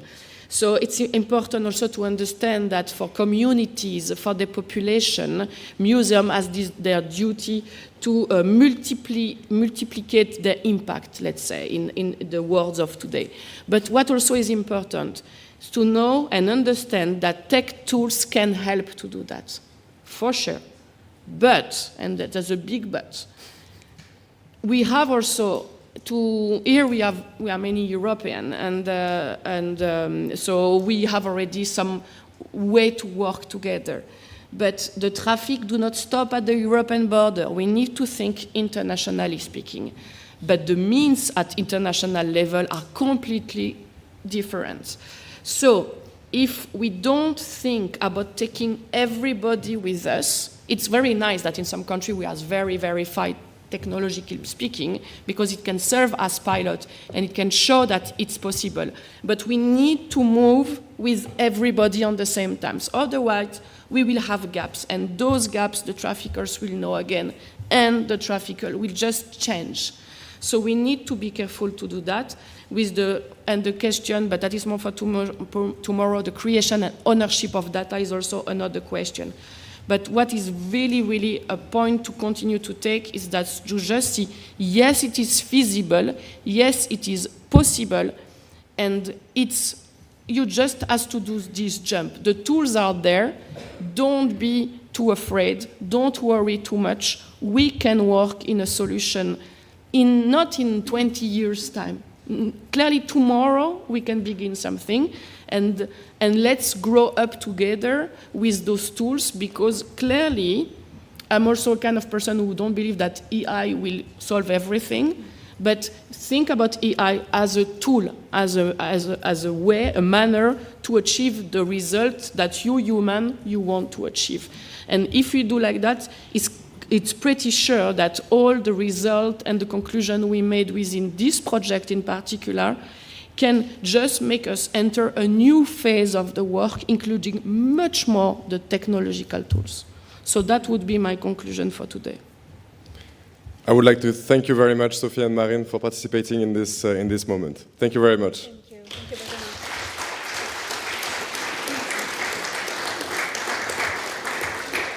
So we will go for lunch. We will be served downstairs. If you have any allergies, any dietary restriction, please ask the catering staff directly. We don't want any health problems within these 3 days. And we will see you at 2 in the same room. Thank you very much and have a nice lunch. Bon appétit.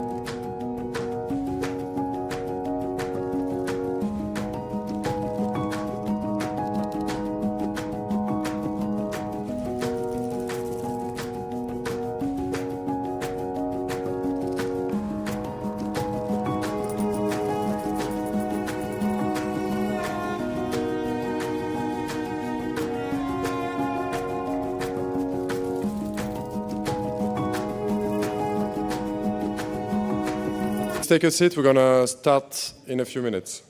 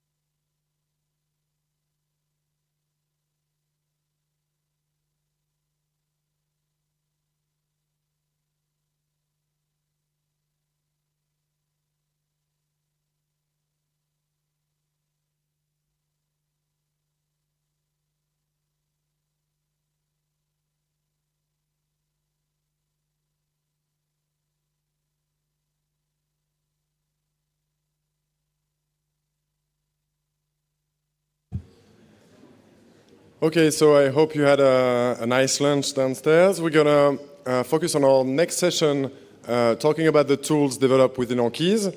So this afternoon we will have a roundtable with the tool developers. So we'll get you through the journey of developing the tools.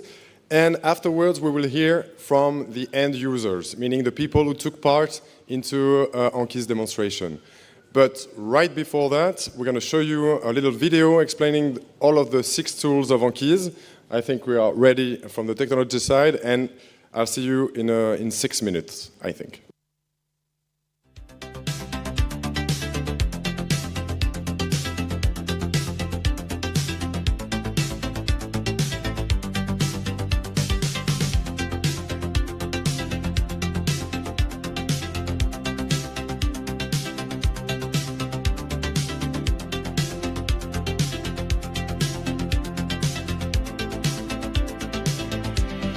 The objective is a fluorescence spectrometer, which is intended to do dating of paper. We have old manuscripts, mainly books. Kikomo is a tool to help monitoring online marketplaces in search of stolen objects.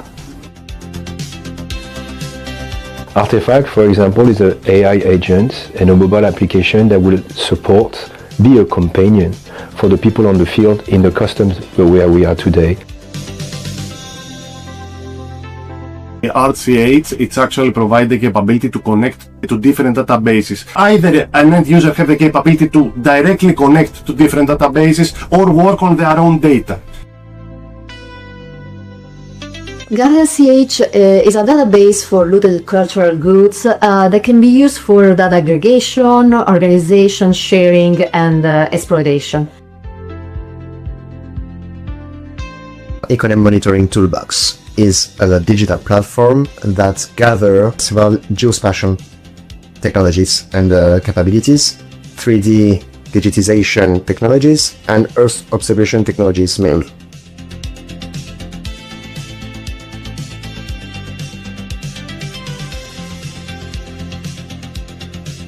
The fluorescence is able to do the chemical analysis of the paper and convert it to a date.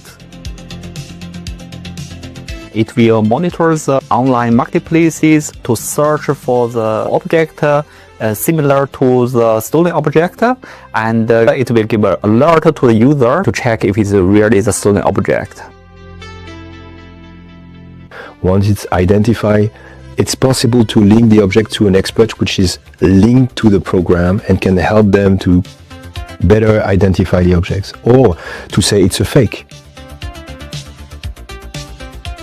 We provide to the end users the capability to interconnect information from different sources in order to search for different correlations between each other, to discover some possible hidden insights or hidden information that may be included in different databases or different datasets.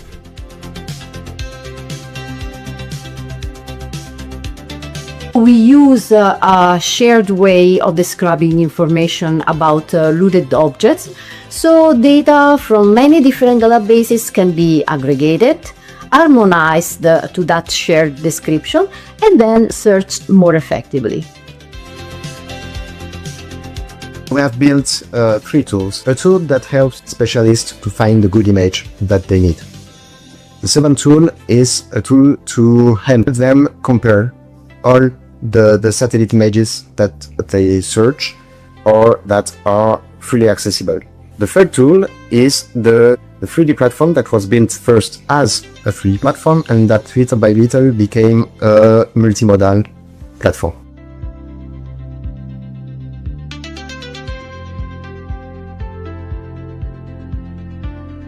The first answer I would give to you, it's because it's interesting to understand how to do new things. The other part is we think it would be really useful for people. There are so many objects on the online marketplaces, and they are changing quite frequently. So for menu search, it's easy to miss a stolen object. That's why automated search and monitoring will be very helpful.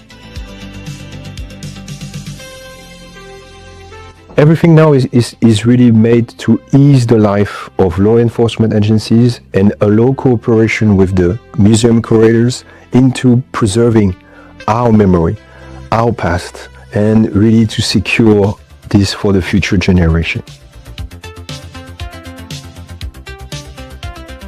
As you can imagine, it's not too easy to do it manually in a huge table being extracted from a big, huge database that you have on your own on your local premises. So on this, we combine all of them and we try to extract a simple result into a simplified way.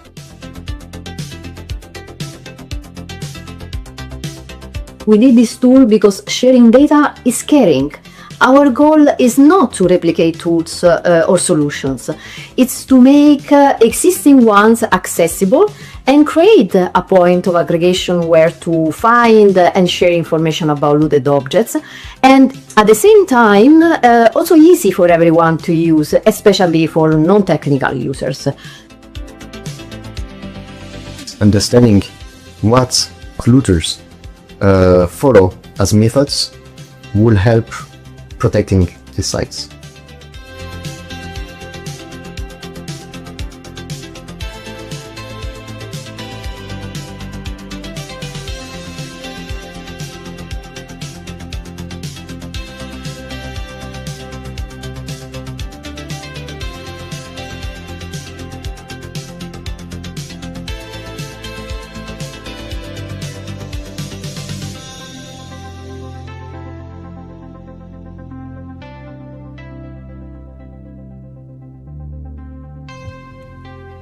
So you've seen this beautiful video. Thanks to Michael Cultural Association for producing such a nice tool for us to present to you in a simple way our tools. So now I have the pleasure to leave the floor to Marco Fiore from Michael Cultural Association and all of the texts that will join them. You have the floor, Marco.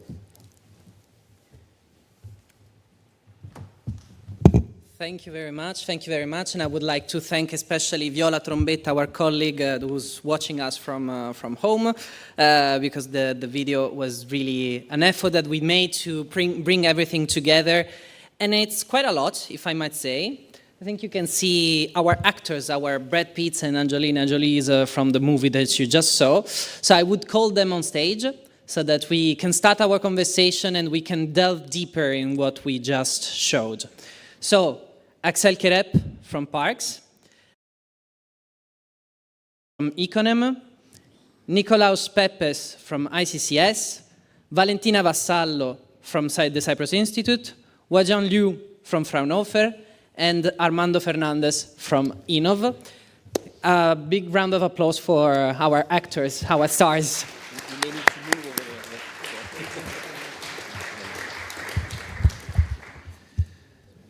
So, I think that's from the video. Well, you sit down. We're quite a lot, as you can see. It's very cozy. It's very cozy. We're just friendly.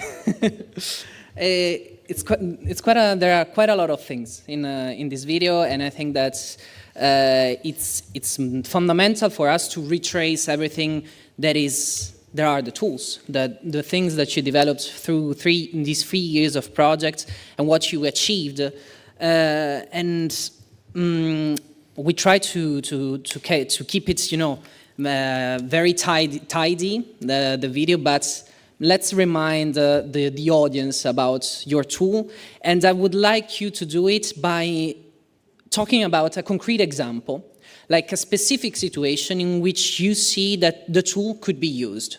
You say the name of the tool, and you say a specific person from this specific community that is involved in the fight against illicit trafficking could use it in this specific situation. I would like to start from you, Nikos, so that we come straight to us, and then, thank you. Now it's better. Okay, so hello from my side too. I'm Nikos Pepes from ICCS.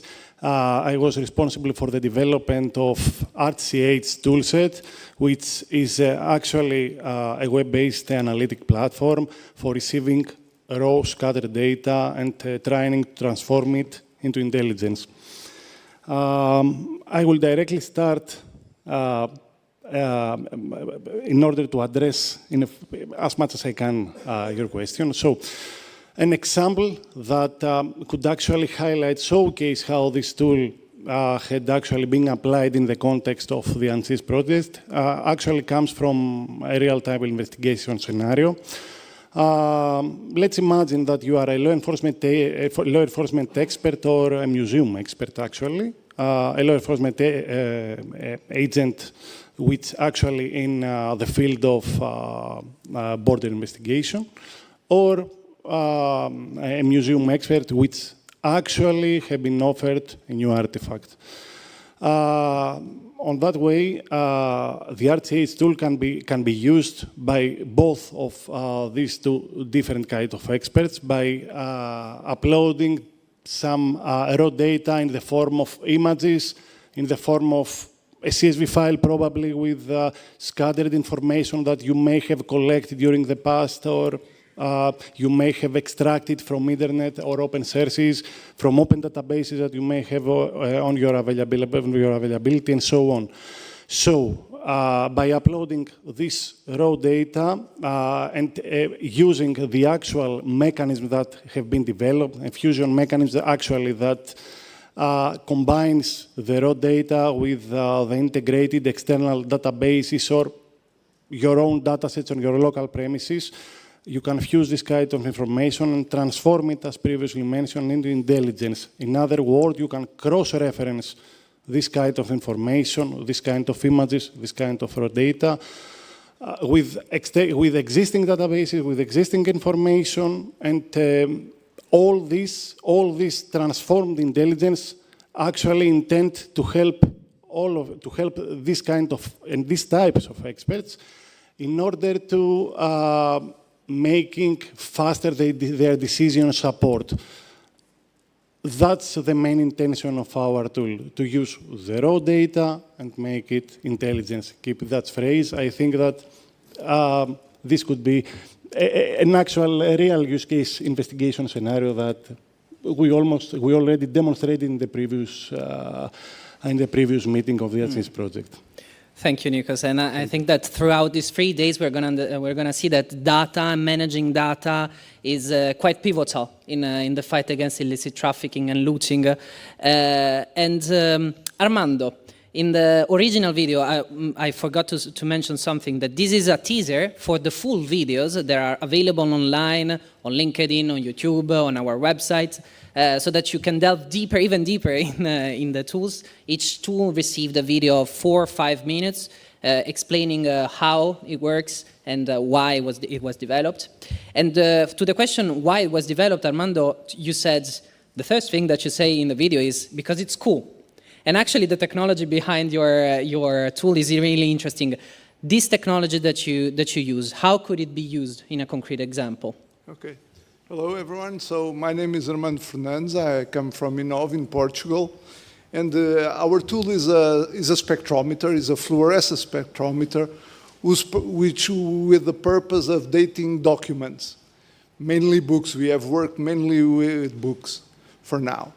And so the use case is something like there you are someone from an LEA or from a customs agent, and you are at an airport, and someone comes with a beautiful book in its luggage, or in their luggage, and the person, the officer there asks, okay, so what is this? Oh, this is just some sort of facsimile that I'm taking with me. But then the agent looks at it and sees, oh, this is quite high quality, and gets into a doubt if the story is really true. So the person goes and gets the equipment. The equipment is fully portable, and they can make in a few minutes a measurement. And so for the document, you get something like a date from the 16th century or something like that. And so the agent gets, okay, the story doesn't add up. You usually don't do facsimiles with such ancient paper. So there is a big doubt here, and the story doesn't add up. And so now you can call someone, an expert in paper, to actually analyze the document and see if it's real or not. The big advantage here is that the tool is really, really simple to use. You just press a button and you get the data out of it. And so even someone with minimal expertise can use the tool, okay? And talking about being quick, Wajan, the scanning platforms online, how could it be used concretely?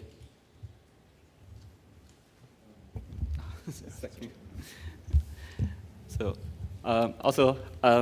hello everybody from my side. So my name is Huajian Liu. I'm from Hannover SIT, Germany. Basically, Kikumo is a tool for monitoring online trace of stolen objects. Yeah, just imagine that you are a museum curator or a police investigator, and your objects in the museum got stolen, or you are investigating a theft of stolen objects. And of course, they would like to know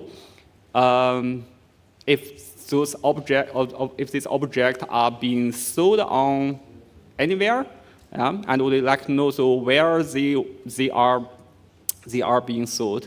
Yeah, so of course you can search manually on internet every day and on all of them different sales platforms and search for your object. But this would be a very time-consuming work. And the online marketplaces and auction houses, so the data there, so they are changing very frequently, even every day or even every hours. So you can imagine that as a work. This means a very big workload. Yeah. So then Kikumo can help you in this case to track down your stolen object online. The Kikumo can monitor different online platforms, auction houses simultaneously. Yeah, so you can, using Kikumo, so you can customize your monitoring tasks. For example, you would like to, so regarding the frequency and the duration, you see, so you would like to check this marketplaces every day or every hour. Yeah, so for the next 3 weeks or even for the next 3 years. Yeah. So if some similar objects are found, you will get alerted that you can check it manually if they really your object or not. Yeah, and Kikumo also support image matching. Yeah, so based on deep learning technologies. Yeah, so you can also customize your preferred matching accuracy. So see, so you would like to, I would only like to be alerted when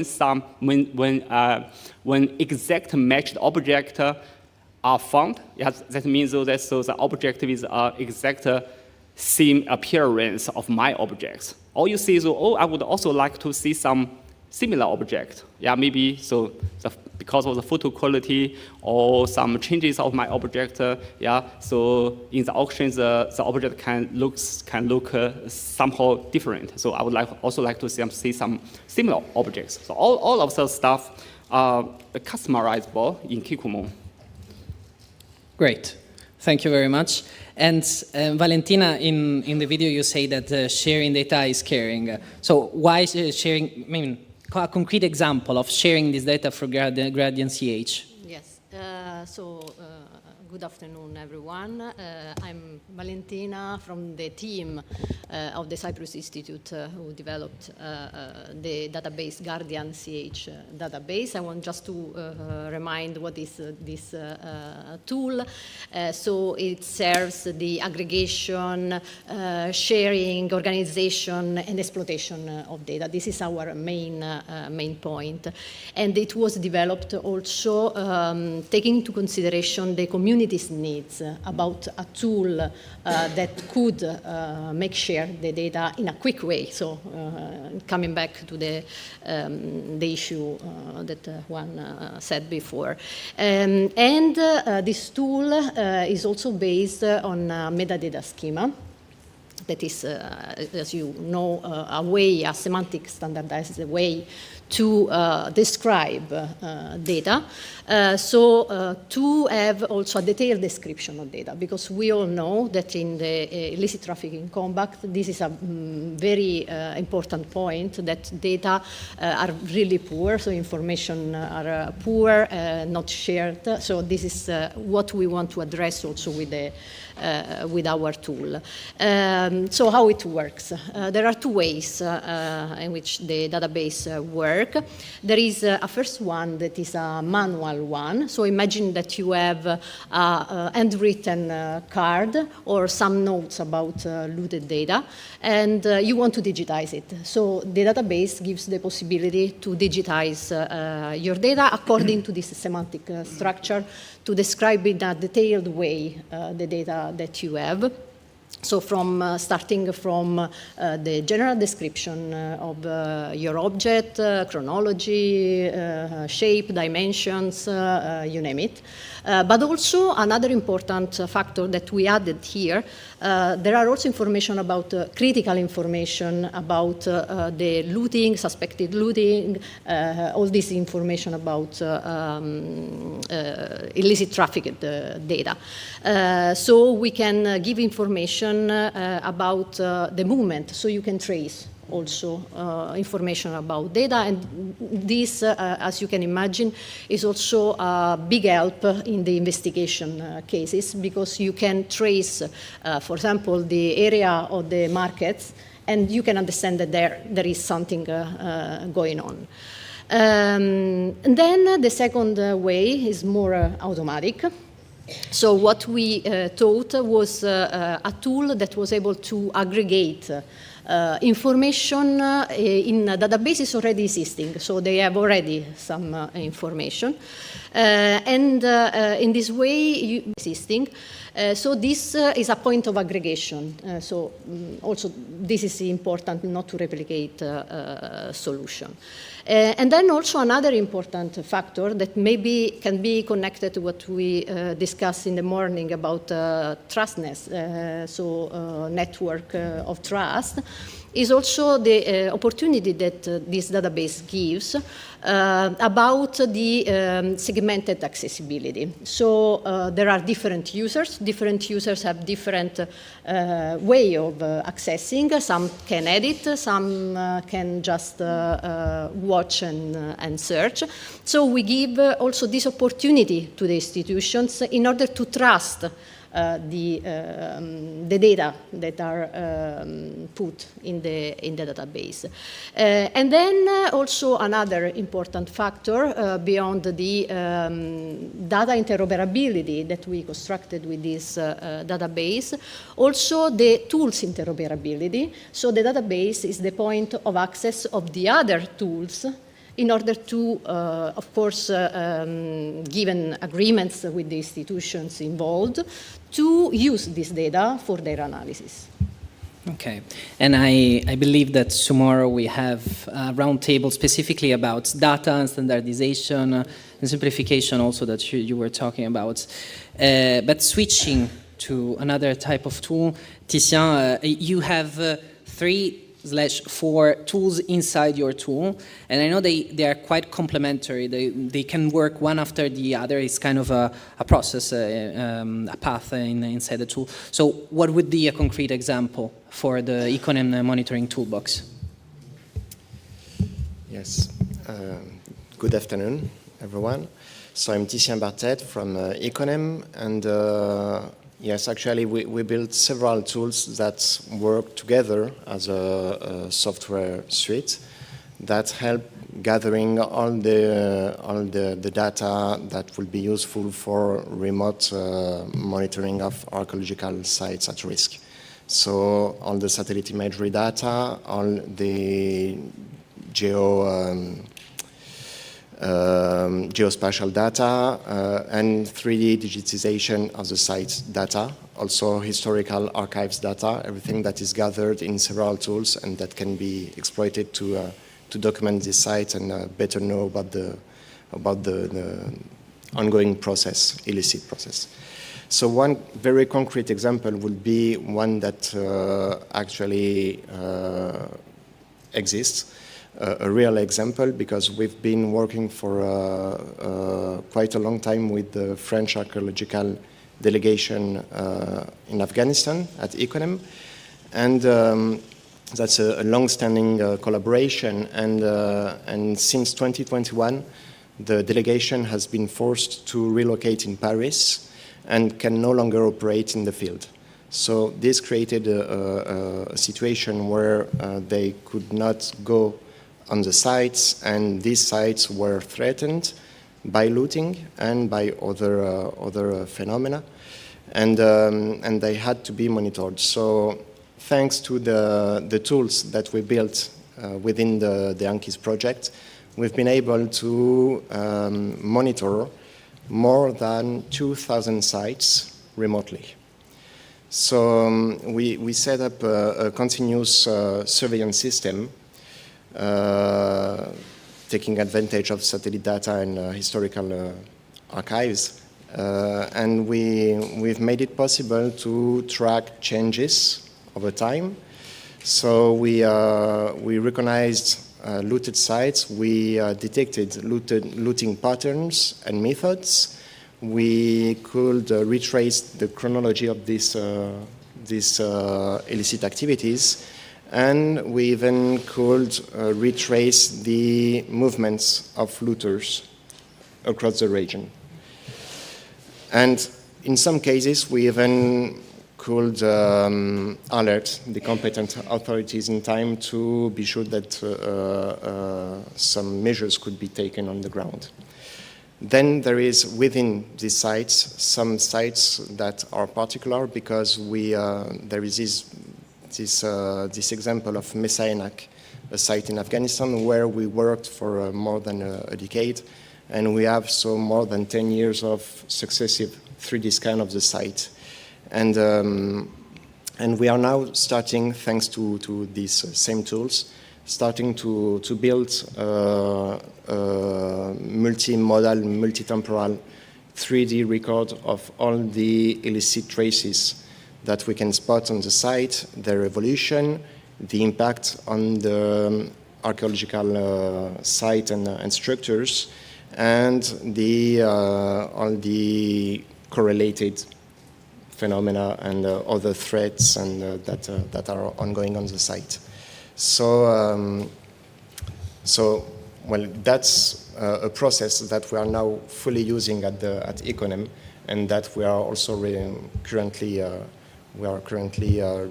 replicating it on other contexts and other regions, in particular in Sudan, Syria, and Egypt, and it proves its usefulness, particularly on this site where remote, long-term phenomenon and evidence-based monitoring is particularly useful. Thank you. And Axel, you're the last to tell about practical use, and you in the videos you say about the importance to ease the life of law enforcement agencies. So I imagine that an example could be a custom officer, and how could this person, or a law enforcement agent in general, how could this person use your tool concretely? Thank you, Marco. So I am Axel Kereb from Parks, developing Artifact. I will give an example. I will also give an analogy or metaphor that I already used in Sarajevo, I think, is the GPS. You know, GPS you can have on your phone. So you all use GPS to drive or to go to the airport so that you don't miss your plane. The GPS will give you critical information, traffic, roadblock, accident, time of arrival. And if you have this information, you can change course so that you don't miss your plane. For example, myself, I'm very bad with maps, so I will never find this building out of my hotel if I didn't have my GPS. True. So what Artifact does is exactly the same as GPS. It's easing your life by bringing you data that you cannot find by yourself. Okay, so it's the same. Instead of finding a route for the law enforcement agency which are facing objects during a search or control at borders, it gives you information about the object to ease your life and to ease your decision making, which means that it gives you what kind of object it is, typology, maybe country of origin. And from this information, it will give you more, which means that maybe this object is on alert list. It has a very special level of awareness, so you need to pay attention, you need to ask more questions. If it's possible, it will give you if this object is on a red list. Okay, so you'll have more and more raising awareness and questions to ask, okay? And it will give you legal information about the export policy of the country of origin. For example, if this object is out of Greece, you need the stamps for the Ministry of Culture. If it's out of Egypt, it shouldn't be out since 1983. So this kind of information. And then, with all this information, it gives you access to an expert, which is directly online, like WhatsApp or anything. You know, it's connected to your artifact, and with the typology, it identifies a specific expert if we have the experts. And if we have the referent typology, data is always the problem, the expert will answer you and say, okay, well, it's a gross fake, don't worry, or give me more information. And if he's around, maybe he will come to help you. Because, for example, customs needs to be very fast, because they don't want to block the traffic. They don't want to block the traffic of goods. So this is exactly what Artifact does. From information you need, it is your life and workload. I think this is maybe the best example I can give. Thank you, Marco. Thank you, Axel. So now that we have kind of a more precise overview of what the tool do, I think that this moment for us was to think about your experience of the demonstrations. We had a whole conversation between Benjamin and Marine and Sophie this morning talking about the importance of doing this kind of demonstrations. But now let's also hear from our side, from this side of the fence, let's say. And the point is that, as Sophie Delepierre was saying today, we have to, all the stakeholders have to benefit from the demonstration, from the experience of the demonstration and the use of the tools. And we should also grow up together with the tool and the development of the tool. I would start from you, Adjan, and I would love to talk about the feedback that you received that made your tool evolve, and in connection with this, the methodology of the demonstration that helped in this situation. How did it work for you? Yeah, sure. So the first I would say so Fraunhofer is a applied science institute. Yeah, that means we would like to make something really useful in practice. Yeah, so that's why we always think this is ongoing, frequent exchange and dialogue with potential users is essential for for software or tools development. Yeah, because it reveals the real need and requirement of the users. Yeah, which is sometimes often beyond our assumptions as scientists.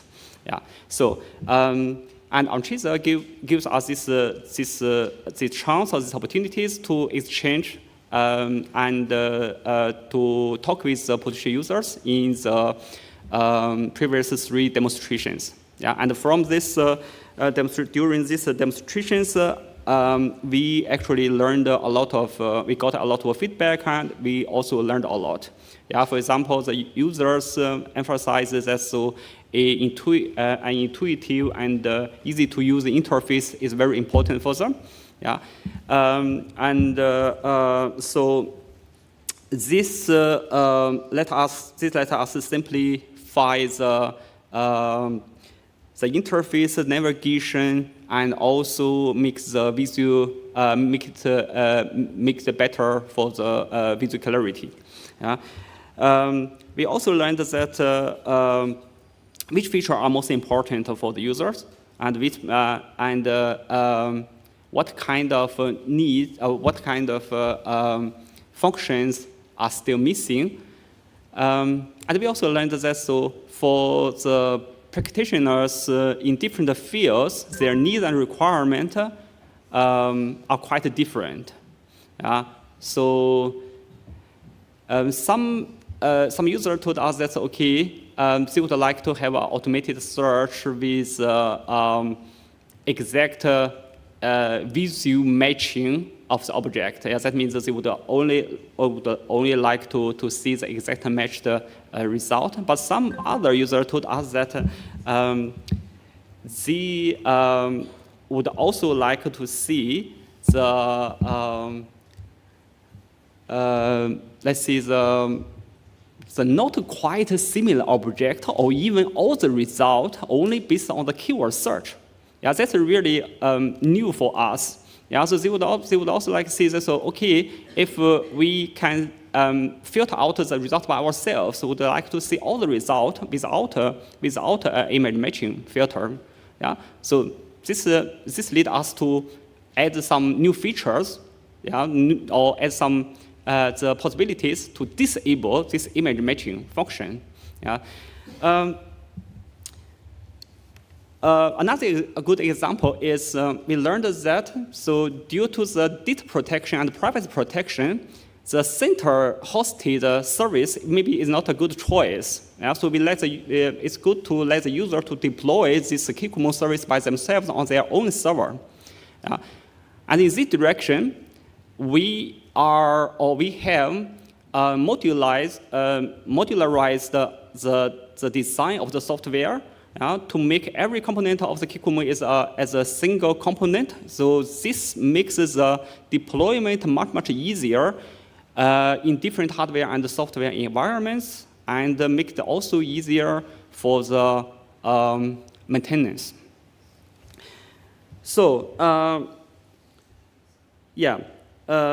and another very important point is we learned that despite our effort to make the Kikumo easy and intuitive to use, but we learned that the users are not technical people.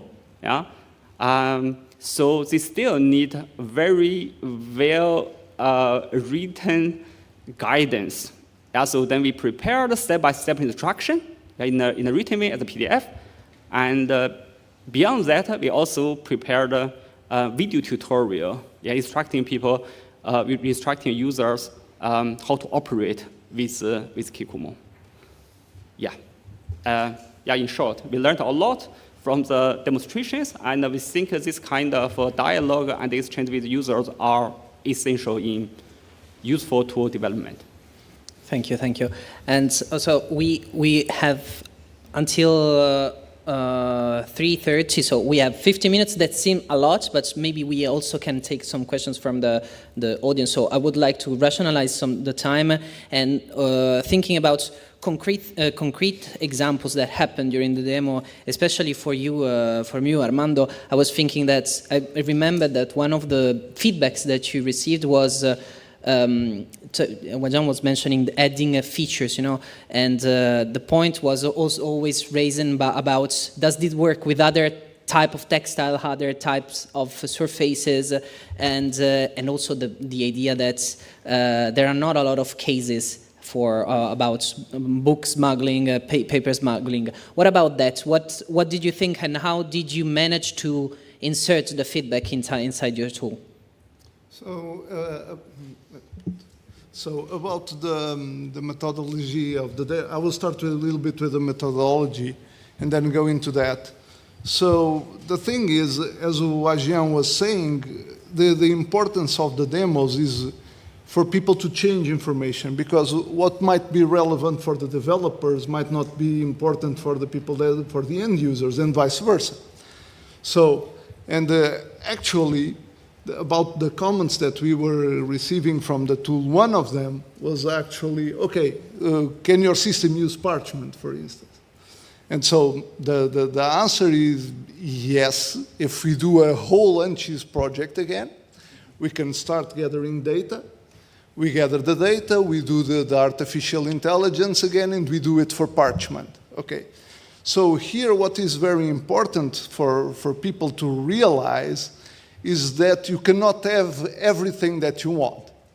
So for instance, when you go to buy a car, you go to the place and you see the nice car. Oh, I want a nice cheap car. And you get, okay, a $10,000 car. Okay, it's a very cheap one, very nice. But now I want it to fly. And the guy gets, okay, we can do cars that fly. It's not really that simple. If you give us 1 million euros to develop it, we can do it. And so here with the tools, we get the same thing. There are many, many things that we can do. But the thing is, we need the time to develop. We need the right funding. We need all of that. And coming back to other things that people were saying, for instance, our system is already a trolley. You can take it everywhere in the world if you want. It's independent. It has its own battery, its own computer. So you just plug it in and you use it. But some of the comments were saying, oh, but your system is still a bit bulky, because it's still a bit heavy. I agree, okay. I agree with it. So we still need to address it. And it was one of those things that I would never thought that would be mentioned in these comments. It was the first thing they think about is being bulky. Okay, it's very interesting, because I would not think of that, because it was what I was starting to address, and I thought I had solved it already, but I didn't. Okay, and here what I can tell you is, okay, we can still make the system smaller, but it will probably not become a mobile phone. That I can almost tell you for sure. It will not become as small as a mobile phone. So one of the things here, and which creates sometimes difficulty in talking between people, is that people have different expectations. When you are on the tech side, you are always thinking of what you can do inside the budget. When you are on the end user side, you are always thinking, whoa, what can I get more? These guys know how to do a lot of stuff, and it's true, but can they give me everything that I need? And the answer is it's a mixed answer. With the right funding, with the right time, we can get there. And so one thing that I would also like to add is, for instance, many times from the tech side, when we start the project, we are always trying to find ideas. Oh, it might be nice to do this or do that. Sometimes it would be better for us to start from the end user side. You can come to us, the techs, and you have a bunch of us here, and you can come directly to us and say, we have this problem. Can you solve it? And then we start thinking, and there might be a solution for it. Okay? So this is what I wanted to say. Thank you, thank you. I mean, this idea that the co-creation should start also from the beginning. It was the central rationale of ANCHISE, to co-create and to do these demonstrations together with the end users, to not just develop technological solutions detached from the field, but yes, they should be ingrained in what the people do, and it's nice to see that you receive things that you didn't think of. And Titien, about this co-creation and about receiving feedback that you haven't thought of, what about that? Do you have any examples for this? Yes, I do. I do. About the co-creation, that's somehow something that has been discussed this morning about interdisciplinarity, and co-creation is also interdisciplinarity, as tech developers and specialists have to talk with end users, taking into consideration the realities of the field. So that's something that that was a starting point for our tool. We wanted to build something that would really answer as much as possible to the needs for archaeologists and cultural heritage sites specialists. But some things, as said Amanda, are not feasible. At the beginning, there is this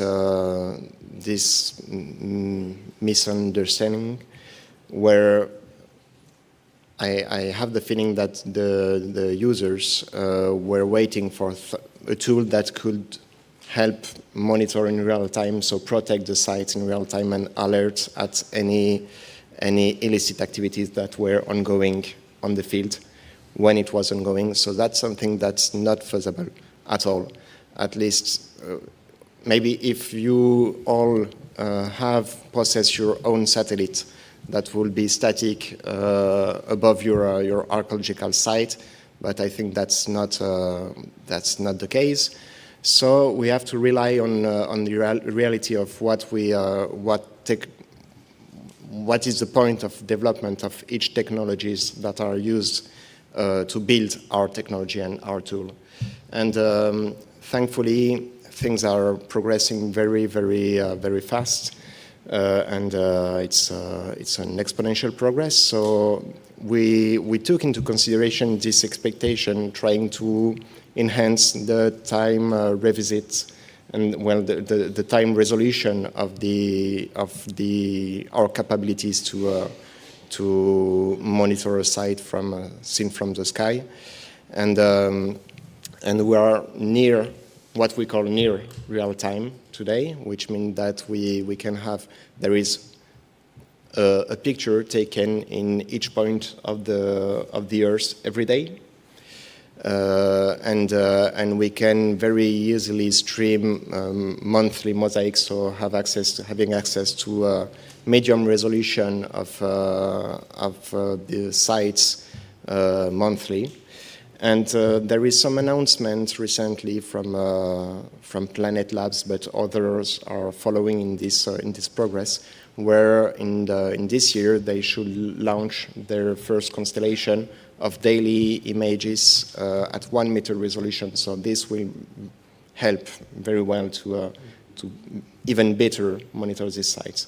So this was one of the feedback that we were struggling with, because we couldn't propose anything, but we tried to understand it, and it was also interesting to see how the exchanges between users and us evolve along the demonstration, and how they better knew what we were capable of, and what the technology was capable of, and we better understand what was very useful for them, taking into consideration that we, as I said in the example that I cited before, we are for now the first and maybe the unique at this point users of our tool. Mm-hmm. So we built it knowing what was useful, but knowing it for the field that we work on.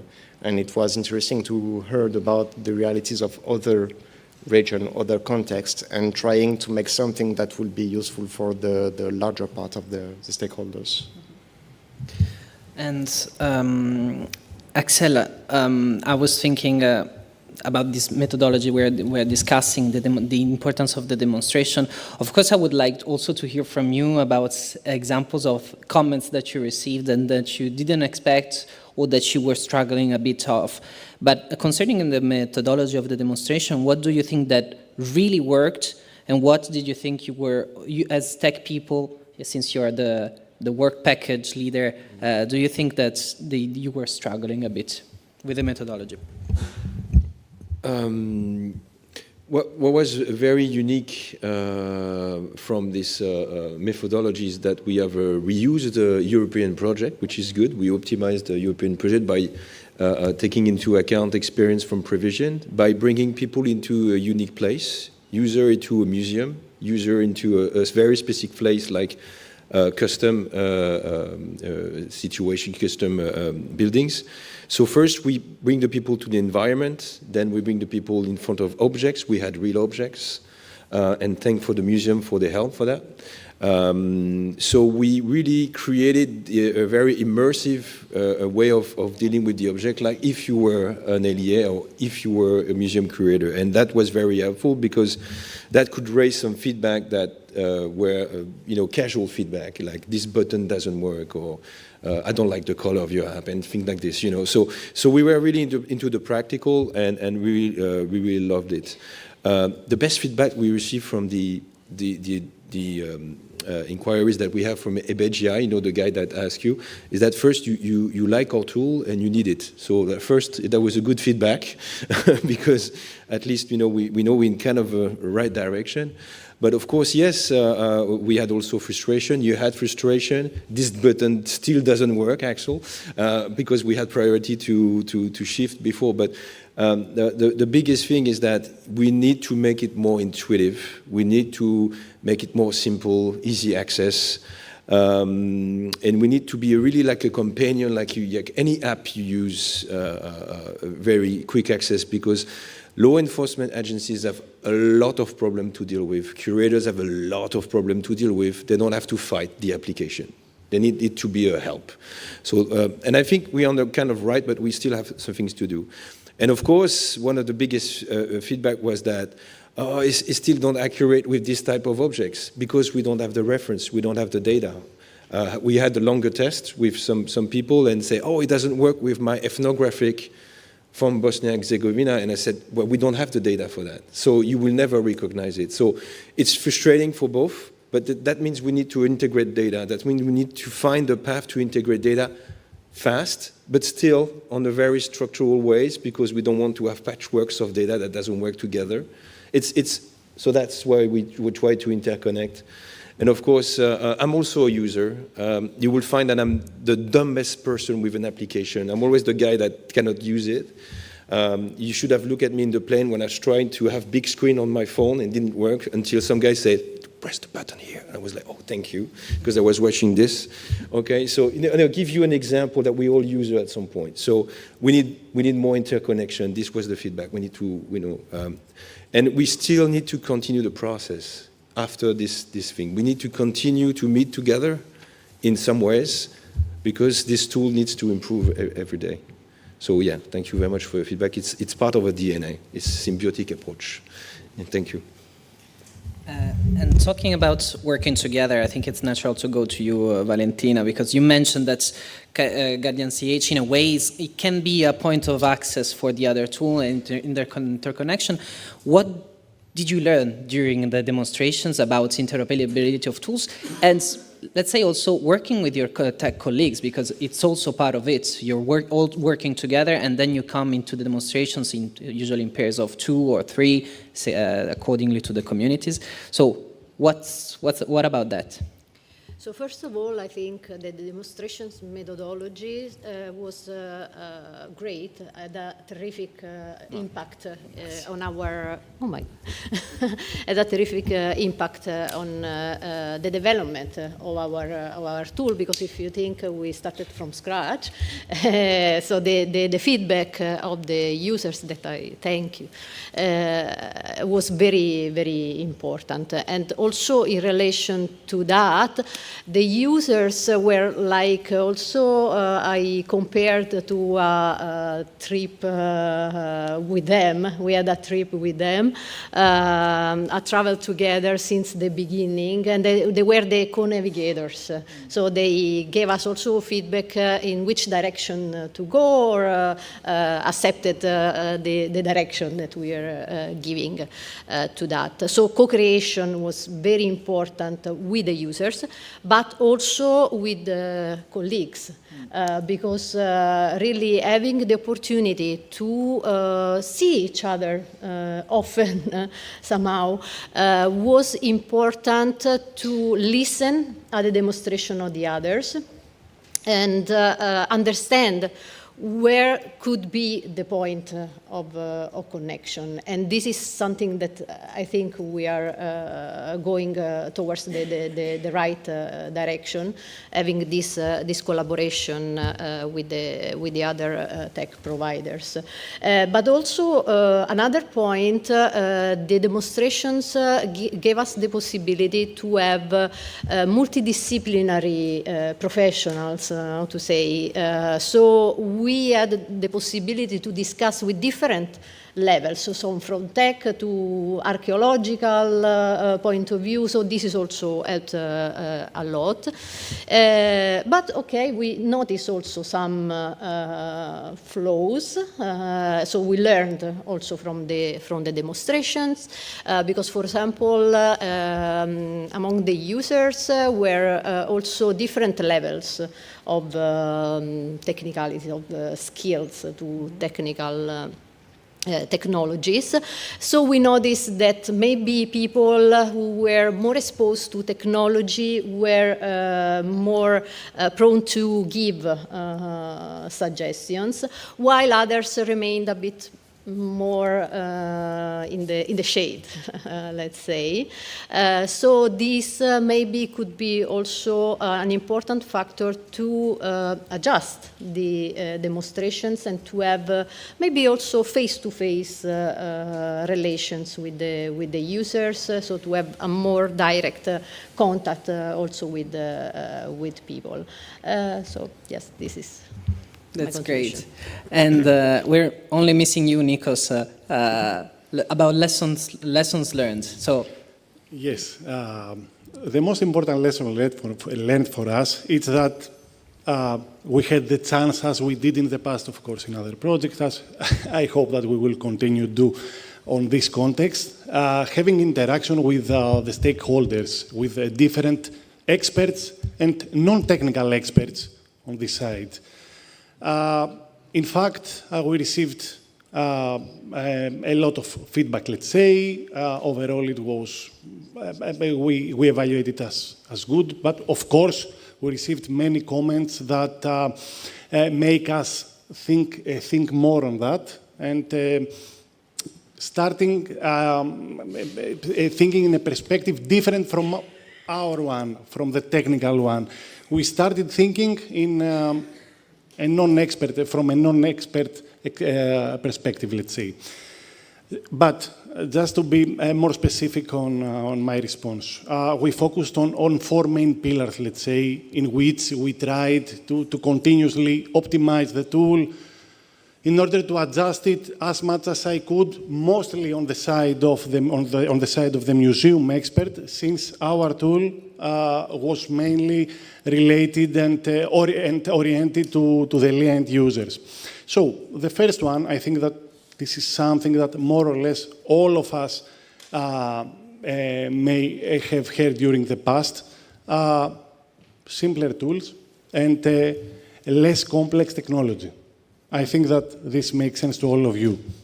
To this end, during the different demonstration phases and sessions, we try to make, starting from the user interface with which the end user actually interacts with, we try to make easier, faster, and simpler in order to avoid or to make the whole session of the end user more easier in order to focus on the investigation rather than struggling on learning a new software. So I think that this was the first part. The second one was to focus on visuals over raw data. I think that all of us, in the past probably, while we start investigating something, or we may study during the years in the university in the past, I think that all of us, we preferred charts, we preferred visual data over huge amount of CSV, so Excel data with thousands of millions of rows. So the second one, feedback, in which we also focused, and in the last pilot in Bosnia, the previous September, was to provide more visuals, more clear visuals, and more clear results in order to make faster decision making, to make more efficient the way that the end users could leverage our tool in the context of the illicit trafficking on the domain that the ANCHISE was actually dedicated to. The third one was related, and it is correlated to the first one. It's actually the end users need to focus on the investigation, so they need less data to upload. They need to have, for instance, just one image of an artifact or just a simple CSV that can just upload, press a button, and extract and start investigating the results. So we focused to this direction in order to start rethinking, let's say, the way that the mechanisms should actually be reformatted, let's say, being updated and be adjusted on the needs of the end users. And I will close my response with the fourth one aspect that was actually highlighted by our end. It is something that Axel and Valentin, and I think that all of our ANCHISE colleagues actually mentioned it. It's the interoperability between the different tools. This was important, and it was mentioned that it would be really useful for the different tools to leverage the data and the analysis results that other tools may extract during this session. So this could make their life probably easier, and they could combine different results from different platforms and applications. And of course, the adjustability of the tool. We started from this part. We provided a tool that actually was compatible from the start, and we tried to highlight it, to showcase it in real time by having real-time experience with our tool. At least we did our best during this demonstration. So it was important to be compatible with different databases, with different data sets, and so on, so as the end users may have to do as less steps as feasible, let's say, in order to use it. I think that this was quite useful for us to work on this and to update our tool, at least in the context of the ANCHISE project and towards. And that's it from my end, to be honest. I think it was okay. Thank you. And I would like to leave a little bit of time also for the questions, but I have one thing that I want to talk about with you. It's about the future of these tools. It's about how can we put at disposal of people, if we can, how can we achieve the full development, because we know that this is a research and development project, so of course you're in the middle of this process, you're at a specific percentage depending on the tool. I would ask you the first question, Axel, mainly about what about these tools for later? What about how can we put them in a disposal of people? What's the plan for ANCHISE? I know that there is a plan for ANCHISE to act on it. So what is your opinion? What is your advice? It's, first of all, as we have said, very common things, sensible. It's try to make it as much interoperable as possible. Get some very worldwide standards, so feathers, so arborescence that are used by other big institutions, or at least a lot of people, so that we are not the only one to use our things. So that's the of course that's the future for Artifact. I'm going to have a very honest conversation with you people, because we've been around for 3 years altogether. At the beginning, when we started, we have a very different economic model. We say, okay, we're going to build this tool, then we're going to sell it to each police, sell it to each museum, and I'm going to be rich and buy myself a Tesla or anything. So that was the plan. But we discovered that you guys don't have money. You don't. You don't. Well, you have money, but to pay your people, or you have priorities, you have security priorities, physical security priorities, for example. You have this kind of priorities. So we say, what can we do? We cannot sell to someone who has money, but the people say, we need this tool right now. We need it because it will be useful for us. So we have a choice to make. So either we say, okay, we go and sell it to auction houses, private companies, and it will be a very different tool, a very, very different tool. So we private company. So we decided, yes, we had a chat with Europol, we had a chat with the LES, and we just said, okay, we're gonna make it for free. We're gonna invest to keep up the level, and we're gonna deliver this tool for free. We're gonna give it for free to the law enforcement agencies. We're gonna have conversation with museums, maybe to give them access to the tools.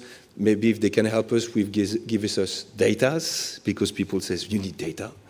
So we kind of make this kind of arrangement, and by this time I will try to do my best to find money to keep up with the tool. This is very honest, sorry guys, but because this is how it works. If I want to sell you this tool, you will say, come, okay? And nobody will use it, and it will not work, and the community will not benefit. So that's the future.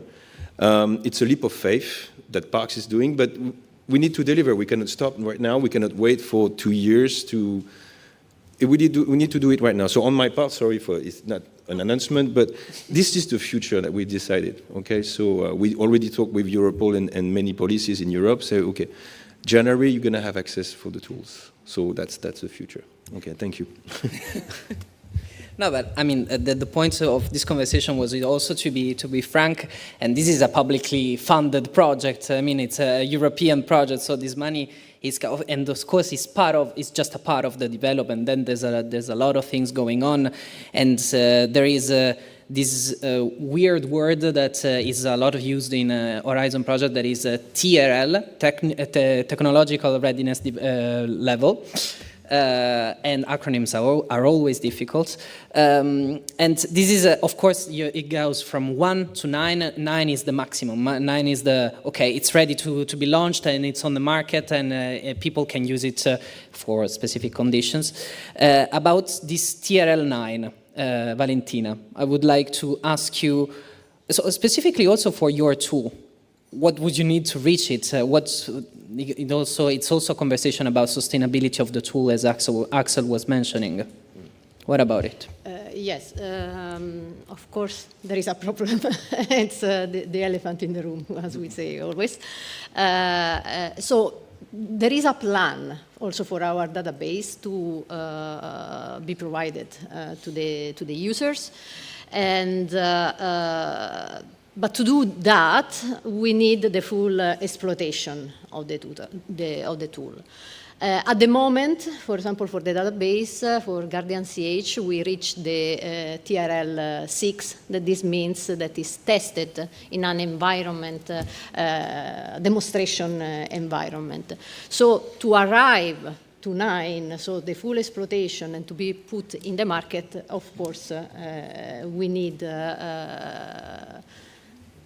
sustainability for this, and also another thing that we have to think also for the future. So it's not only the full development, the full deployment of the tool, but it's also the sustainability in the future. Because, for example, in our case, we talk about data. Data needs curation, and curation needs people. So this is another problem that stays there. And then there is also the maintenance of the tool. That means the update of the tool, of the software itself, in the short and long term. But also, for example, the development of other features, like now we are talking about AI. So this is also another direction that could be useful also for our tool. And then also, as I said, for the data, if we ingest new data, we had to manage them, we had to curate them, we had to clean them. So this is also another problem. So in relation also to the thing that you were saying about the TRL9, I think there are two also elements to take into consideration. One is the economic one. So, okay, we need money to do all these things. But then there is also another thing that is the social one, meaning if the institutions involved don't give data, this doesn't go anywhere.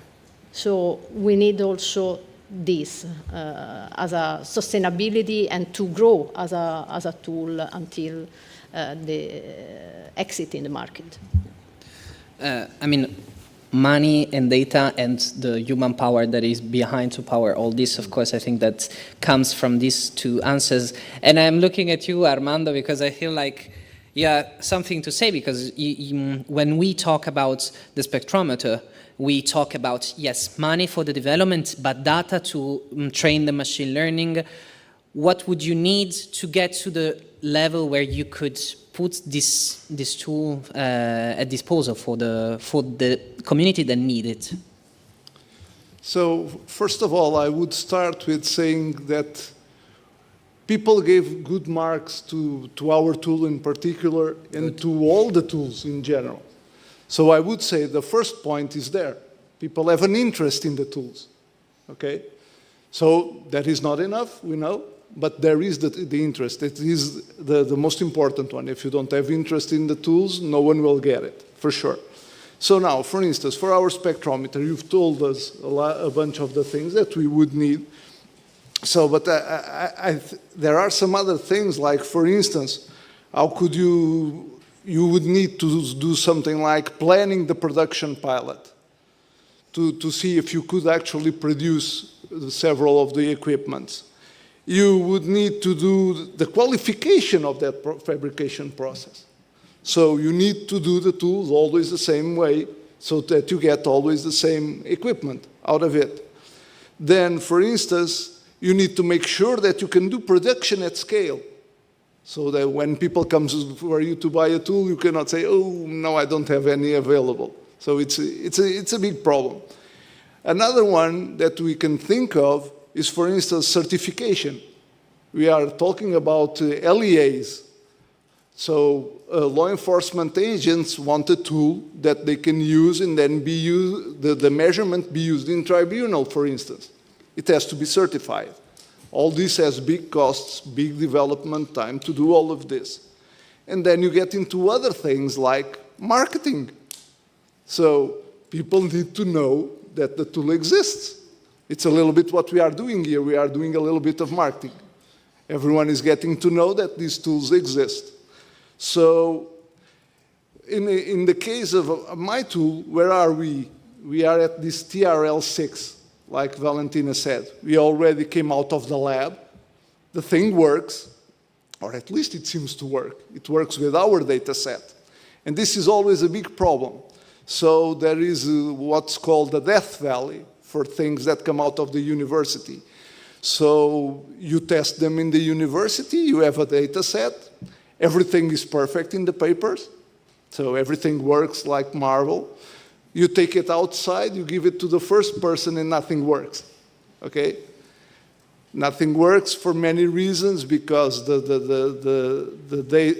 apps are not as easy to use as they should be, because your data is not as representative as it should be, and you have all these things. So going from the TRL 6 or 7, that some of the tools might be, up to 9, up to this, a product, it's a really big jump. And it's pretty hard. Most products die at that stage. What I take from here, from the project, is from all these tools that are here, I think that at least some of them will get to the market. There are very good tools here, okay? And so there is the need for them. There is the capability, the technological capability. So I think that at least some of it will get to the marketing. But probably don't expect to see all of them in the market, okay? And so it's still a big way to go. You have all these steps, but then we go again with I would say with the right people. People, it's the core of the thing. If you get a good team, again, marketeers, engineers, social scientists, these kind of people, you can get these things to the market. Thank you. And Nikos, outside this idea of the TRL9, and we understand that we need a big jump to get to that, I would like to know on which parts of your tool you would like to, what is the future for the tool of ICCS, RTH, and the idea also of a sustainability for the tool. What is the reflection around it? Yes, let me start from one important point for us, and I think that I don't know if any other of the partners may come along this issue, but we are an academic institution, so starting from this, it is not so easy to start discussing about market, at least on this stage. Okay, of course, we can update, we can work, we can extract and provide a tool that actually can be considered as a commercial equal to TRL9, but going from the actual typical level of the tool to the market, to the people outside, in order to start considering on buying this item, it's another kind of discussion. Regarding the future of the tool, our overall approach, while we are actually developing tools on the context of the European project, is actually to establish a basis of tools ready to start being tested in a real-time environment. In other words, starting from TRL 5 to 7, depending on the experience on the domain. In this way, we worked on the ANCHISE for the RTH tool. We started from a basis, and the idea was that by having the different pilots, the different demonstrations, the interaction, the huge interaction we had with the ANCHISE stakeholders, to receive the feedback and adjust it to their needs. So we have upgraded, I would say, from the initial version of the core functions. We can, most of them are, again, will remain open to be used by any kind of the stakeholder, of course, in the context of the ANCHISE project. And other than that, we have some core functions that are more law enforcement agency dedicated, I would say, which would be more dedicated to this part. Regarding the sustainability now, in order to interconnect, let's say, my initial speech to that, the modular way that we actually developed the tool actually keep us in a safe place in order to continue providing it, updating it in a continuous way, and have it as a tool in which we can plug in, apart from the different data, we can plug in, let's say, different components for different scopes, so the tool can work on the same basis, on the same context, and of course on different contexts on this domain, for instance, in which the ANCHISE project is actually dedicated to. And I think, Marco, yes, I also responded about the TRL level. I think that I covered most of them, so thank you. Before going with the last two answers, I would like to see if there are any questions in the room, so that we can answer accordingly to the time. One question and other questions online?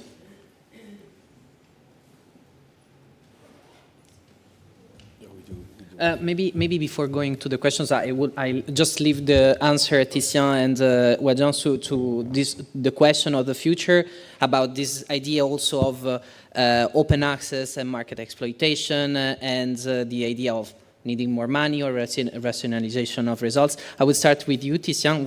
I was just seeing if we have any questions so that we know that we have to keep a little bit of time for that. So 2-3 minutes on this. Okay, very quickly. Well, it's kind of like all the others. We are around TRL 7, I think. I don't remember what TRL 7 stands for. But I remember that reading the list, it looked like we were at TRL 7. And so close enough to TRL 9. The problem is that TRL 9 can always be further. We have a tool, and all these tools have the vocation to evolve, to enhance, and more particularly because we take into consideration this feedback. So there is always new features, it's something that will never end, and that's for the best, because it means that we want to address the question seriously. So that's where we are. TRL 7, knowing that TRL 9 is maybe unreachable. But we will continue trying to reach it. Concerning the exploitation, the open access, and these questions, mainly we work with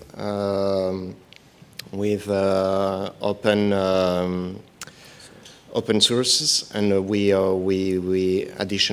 add bricks of technologies that already exist, or we build our own, but always in open access, and we document everything. So there is at least this certainty that everything is replicable, reproducible, and that will stay somewhere in case we disappear. If we don't disappear, we are really engaged into making it accessible for the biggest part of the community. So we thought from the beginning that some things already existed when we started ANCHISE, and we want it to stay as it is, so that it stay accessible for all. But as you said, Valentina, there is some cost in terms of maintenance, in terms of enhancement, in terms of data storage, and so some costs that are incompressible. I don't know if the word exists.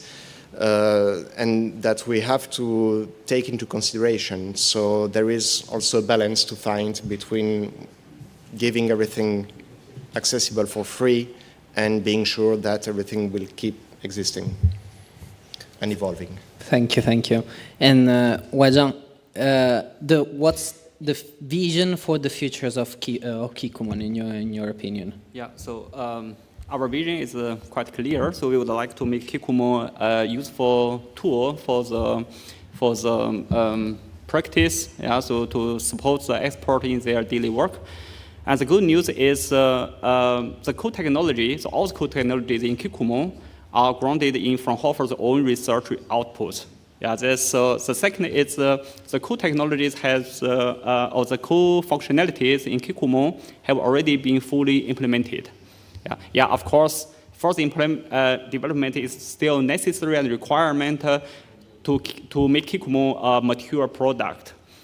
Yeah, so the key point here, of course, is money. Yeah, so one possibility is further public funding, and another possibility is contract research and development. And from the experience of our side, so at Fraunhofer, we think the second way, that means contract research and development is a good way to transfer research result into products.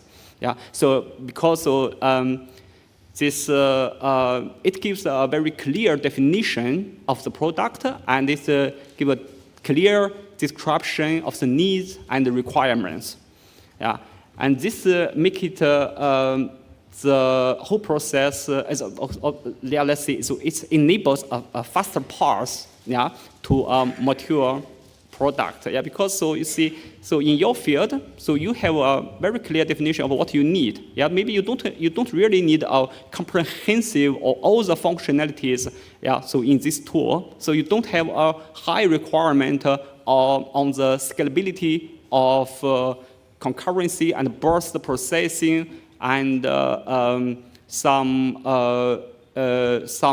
high requirements on operational stabilities or something like this. Yeah. So so then in this instance, so if you really if you really need it and would like to use it, yeah, so just talk with us and we can find a solution. And before going to the question, I know Valentina wanted to add something quickly. Yes, because I was thinking also in relation to the active involvement of the institutions and what also Veronique said this morning. Maybe the solution could be also a competence center or a hub for the illicit trafficking combat, where there could be, let's say, a balance between the service kind of products. Definitely, definitely. On the third day, we're going to talk about this competence center, how we imagine it, and how it could work also for the technological parts as an incubator. Let's hear the question. Okay. Let's not cut too much time from the break. Does it work? It's okay? Okay. Yes. So keep your questions short and your answers short Yes, as well. sorry. We are running a little bit behind. Thank you. My question has to do, I think, primarily for Artifact and for Kikumon, but it may be relevant for the rest of you as well. Either when you started development or now, how do these tools compare to other similar tools or methods currently in existence? So for example, Enigma recently did their demo of their tool, which has image recognition for artifacts relative to museum collections for investigatory purposes. And from the market side, Mark Altawheel has put forward quite a few open source algorithms for image recognition on the market. Rhythms also has put forward a tool about trying to identify illicit objects on the market. That is a particularly hot area. So I'm wondering, how do these tools compare? I'm not necessarily asking you to make a value judgment about better or worse, but just how do they compare? Just to let you know that Aurora and Enigma will be here on the third day, so we will have this conversation as well, but please. Axel, maybe? Axel, start. Okay. To be honest, I didn't see the tool working operationally, so I cannot really make an assumption. We had with Europol an hackathon, which means it was a session with multiple tools. There was other tools. Kiku was there. We were there. Swords was there from the Caribbean area. Also, Rhythms was there. It would be difficult to make a comparison with, but what I can say from our tool is that first is it's operational. It's already working with police and customs. So that's the first thing that it's already going. We have good results with hits and recognition, so that's the first reward. What Artifact has been made for, and I don't want to work on your field, is to be one solution. It addresses multiple things, not just image recognition, but also interconnection with other data, interconnection with other people. And interconnecting people is one of the biggest challenge that we have, because these people need to be vetted. These people need to be integrated into a safe and trust environment, because police doesn't work with all the experts. So I would say, technologically, we are open source, which means that we always take the best engine, which is available, we integrate. The magic is to integrate. Because when you have domain technology, once you release your domain technology, it's already out of date compared to what is available in the market. So I give you an example. We changed 4 times engines since the beginning of Artifact to have the best recognition. Sometimes we discovered that the new engine we had was maybe not giving the best service, so we came back to the other one. So this is experience. So what do we have is first experience, and then we have environment connections with experts. We help so that trust of LEAs towards our integration of experts is up to the game, okay?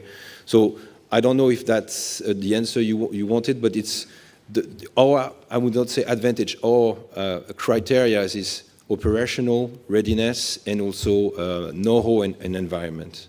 So this is for Artifact, but I will leave the floor to you, yeah, thank you. So I will answer your question in two ways. First, so yeah, you're right. So there are some comparable tools or even open source tools or commercial tools and open source tools in the market which offer similar functions as Kikumo. Yeah. But first, so I think Kikumo, with Kikumo, we are trying to make it the tool easy to use and simple and customizable, yeah, and to meet your requirement straightforward. Yeah, the first. The second, what most important is so first, so if you would like to use some open source solutions, so you have to do a lot of work to adapt it, yeah, to meet your requirements and to make it useful, really useful in practice. Yeah, and if you would like to compare with these commercial solutions with some commercial companies, yeah, obviously, so Kikumo offers even more customized functions, and most important is we are definitely much cheaper than the commercial solutions. Yeah, because Fraunhofer is a non-profit organization. Yeah, we don't make money out of it. Yeah, and with a cheaper price, so you can have a customized solution and a useful solution. Yeah, so because in this way, so we have also some our other product out of our own research output. Yeah, so very important advantage is we are cheaper. Thank you. Thank you very much. I think that it's time for a break so that we can have a coffee. It was a very intense conversation. And but if you have any questions, of course, they will be there to answer to any of your doubts or thinking. Thank you very much to all the speakers. Thank you.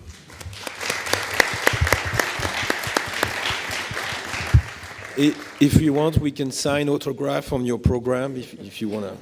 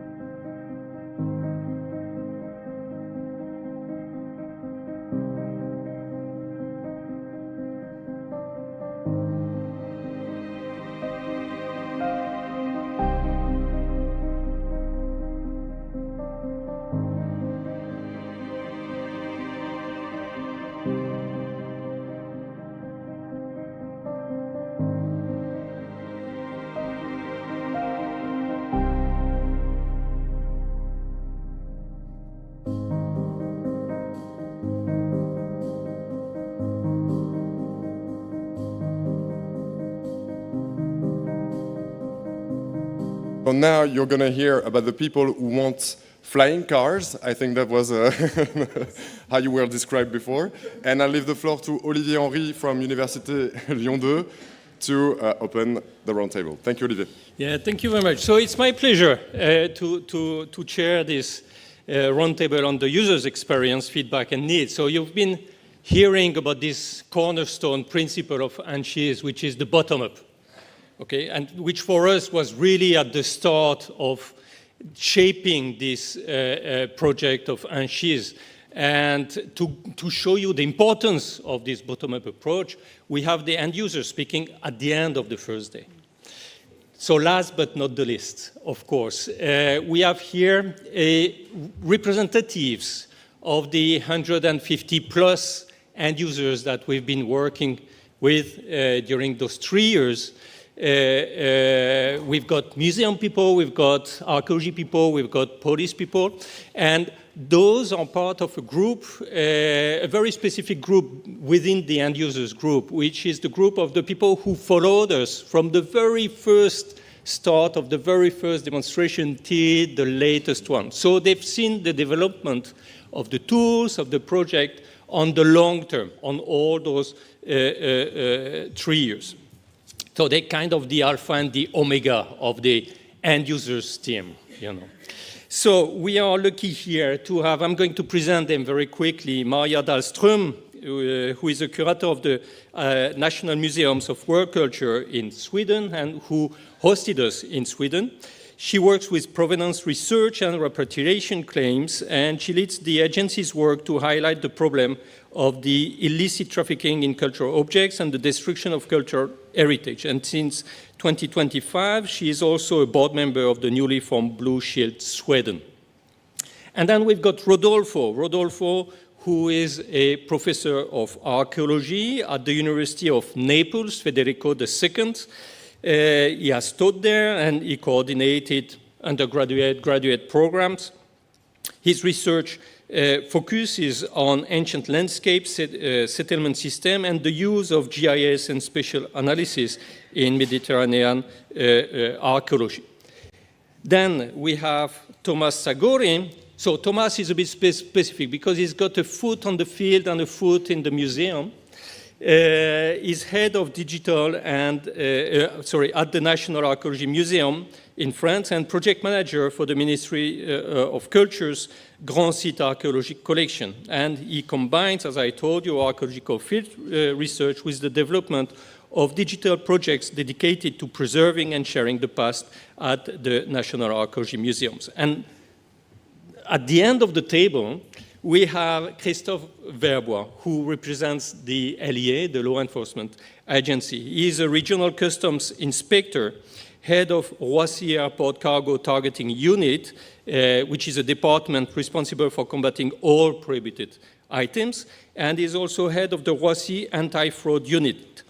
He is the cultural property advisor for all officers in the Paris Airport Inter-Regional Directorate, and also a trainer on the illicit trafficking of cultural properties, and he's been training more than 200 officers to date.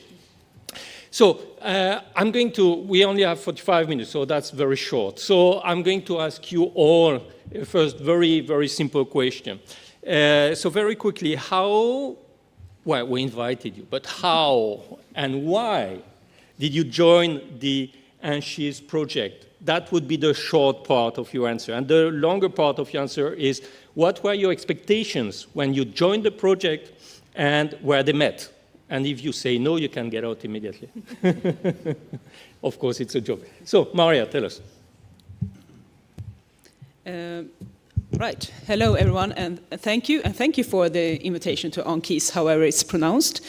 And, well, very short, I'm here because Sophie Delapierre told me to join from ICOM. So that's basically it. We've been in touch for many years because the work that I do with illicit trafficking and raising awareness, one thing that we do is translating the ICOM red lists of cultural heritage at risk to Swedish. So we have gotten to know each other very well. And what was the other question?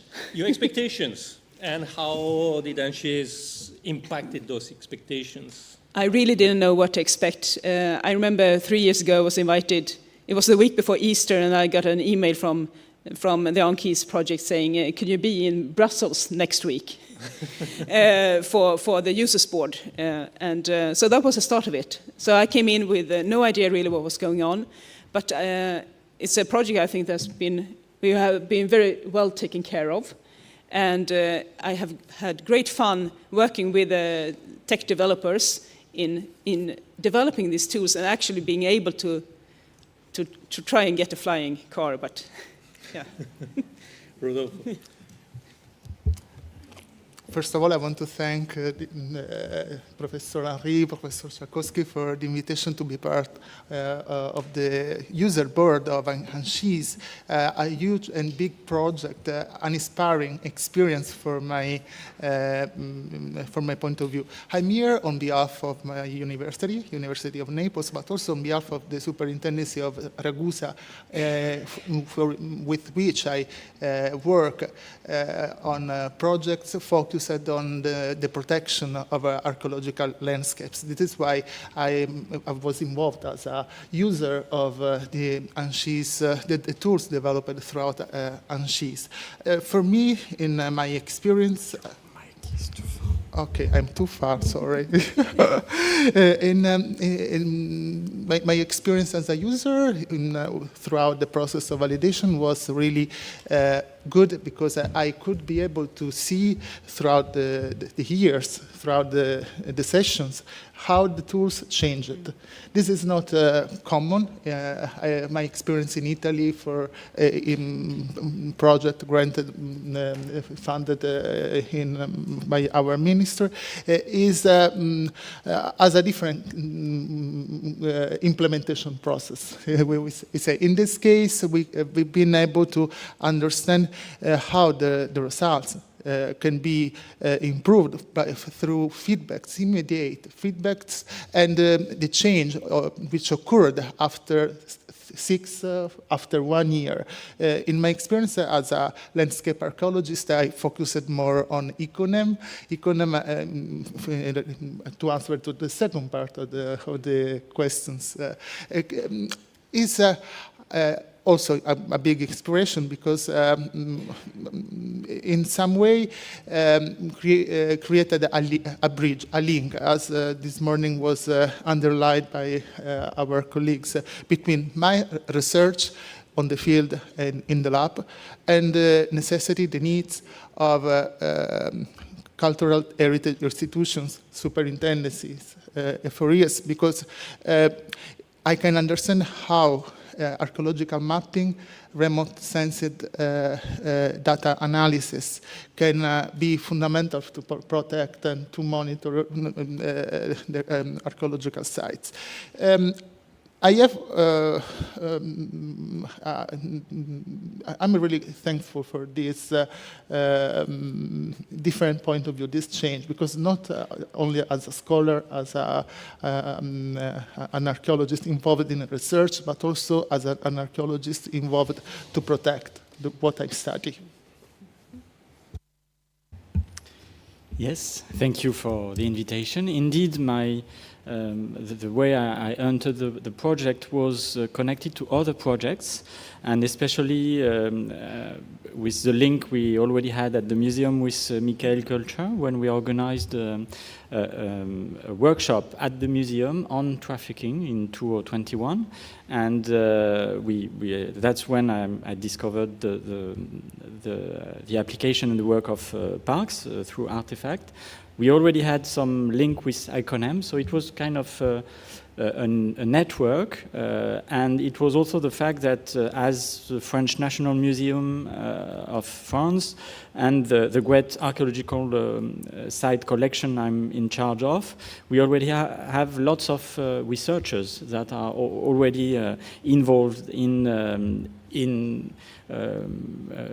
research in a large point of view, but which are also very sensitive to traffic and and looting of objects. Then it's also another kind of, as a digital department, as responsible of the digital department of the museum, I'm usually in the other side of the seat, doing user tests on digital projects. And so that's why I may have been a bit picky during the, the session, and probably that's why I'm here today. And so it's, yes, my archaeological experience, because I'm also working on the field and not only in France. So that's also the connection between very direct question. I've been working in Yemen, in the Middle East, and on places that are very related to looting, even if France is also a place where it takes place a lot, way too much. So yes, this is probably this. And about the expectation, the idea was to be able to contribute to this network, because it's one of our main mission as a French National Museum, but it was also a way, we told it earlier, when we did the first workshop, the main problem was the data. So it was also a way to continue the work that have been started on other projects, to work on the data, because every new project is a good way to progress on this side. Today we are all talking about AI, but there is no AI without data, so we are all going to do AI to be able to work on data. And so this is really the way, and the other thing is trafficking is not my main subject at the museum. I have other colleagues, curators in the scientific department, which are way more connected to this. But the idea at the museum was to be able to have a larger perspective as tool, digital management, to be able to share it inside the museum, and to be able to give and to have to show what the project could be, how it could be useful for the museum and all the team of the museum and all the network around it. Good afternoon, everybody. I'm very sorry, but my English is very so bad, and I prefer to continue in French. Je suis responsable d'un service... Mettez vos casques, du coup, je suis désolé. Je suis responsable d'un service spécialisé à l'aéroport de Roissy qui est en charge des grands trafics.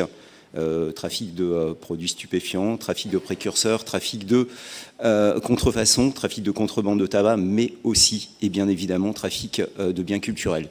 Je suis également le référent pour les 3 aéroports parisiens, référent pour les biens culturels. Quand un agent trouve dans une valise, trouve dans un colis un objet, il m'appelle et mon objectif est de l'orienter au niveau de la réglementation, mais également au niveau des sachants, des experts, pour lui permettre d'avoir une expertise rapide des objets.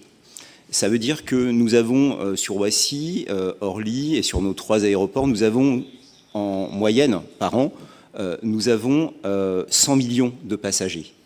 100 millions de passagers, mais également nous avons 2 millions de tonnes de fret. Cela veut dire que nous avons 600 000 colis par jour qu'il faut contrôler, 600 000 colis. Donc vous imaginez bien qu'il y a une urgence, et à ce titre, je fais une distinction très rapide. Nous avons 3 types de contrôle. Un contrôle qui est rapide, qui est le contrôle d'urgence, qui est celui où j'ouvre une valise et une personne est en transit. On a quelques minutes pour prendre une décision qui est je bloque l'objet, je bloque la personne ou je la laisse passer. Et évidemment, les outils présentés aujourd'hui et les outils que nous avons eu la chance de tester nous ont permis et nous permettront demain d'avoir une réponse rapide. Et puis, il y a le temps du fret où on peut contrôler un colis dans le fret sans qu'on ait personne, on a un peu plus de temps. Et puis, il y a le temps de l'enquête où on a encore un peu plus de temps. Mais dans l'immédiateté du contrôle, les outils présentés tout à l'heure sont essentiels pour nous permettre d'être en capacité de prendre rapidement une décision. Okay, merci beaucoup. You know what's fantastic with European project is that we get funding for 3 years. You know what's the main problem with the European project? That we only have 3 years. So you've heard the tech speaking, and they say, okay, we need to reach this TR9, and most of the tools didn't reach that TR9. Many of them are really close, really, really close. So my question to you guys is that what kind of development would you see, further applied to those tools? Or maybe what kind of tools you would like, among the ones that we didn't tackle within ANCHISE, what would you need more than what we did already in ANCHISE? I don't know, Maria? That's a big question. Well, working in a museum, longevity is the key factor. Developing systems that just won't be used, that is a waste of time. So I really hope what has been said previous today is that we will see a continuation of these tools, and preferably that they will be combined somehow, many of these tools, because with the limited time and resources, you don't have time to sit and work with different kind of systems. So the more you can integrate one system into another, that would be very helpful. And I guess AI should be included in this, because I understand that's being used by, I hear embassies, for example, are using AI to just use search words, keywords, to look on auction sites, to look for illicit objects. So that might be something that could be, combined with these tools that you have developed. So that is one thing, I think. Rodolfo? Okay. This is a big and challenging question, and in light of my experience as a user, especially of Econem, a future tool could be a specific platform targeting the monitoring of archaeological assets, as Maria said, with the use of artificial intelligence, for example. Implemented in light of what Econem already put together through GIS technology, remotely sensor data analysis, a sort of spin-off of ANCHISE through Econem. This could be an amazing starting point. However, as was presented by Titien, in Econem we can already identify elements of field-ready elements that immediately have, potentially could have impact on the everyday work of archaeologists working in archaeological parks, in cultural heritage institutions in general. So I want to underline that there are also already potential use of Econem and ANCHISE in general, but I agree that we can see a future, a sort of a future step, for example, through the use of artificial intelligence, especially for the analysis of remotely sensed data analysis, yes. Thomas?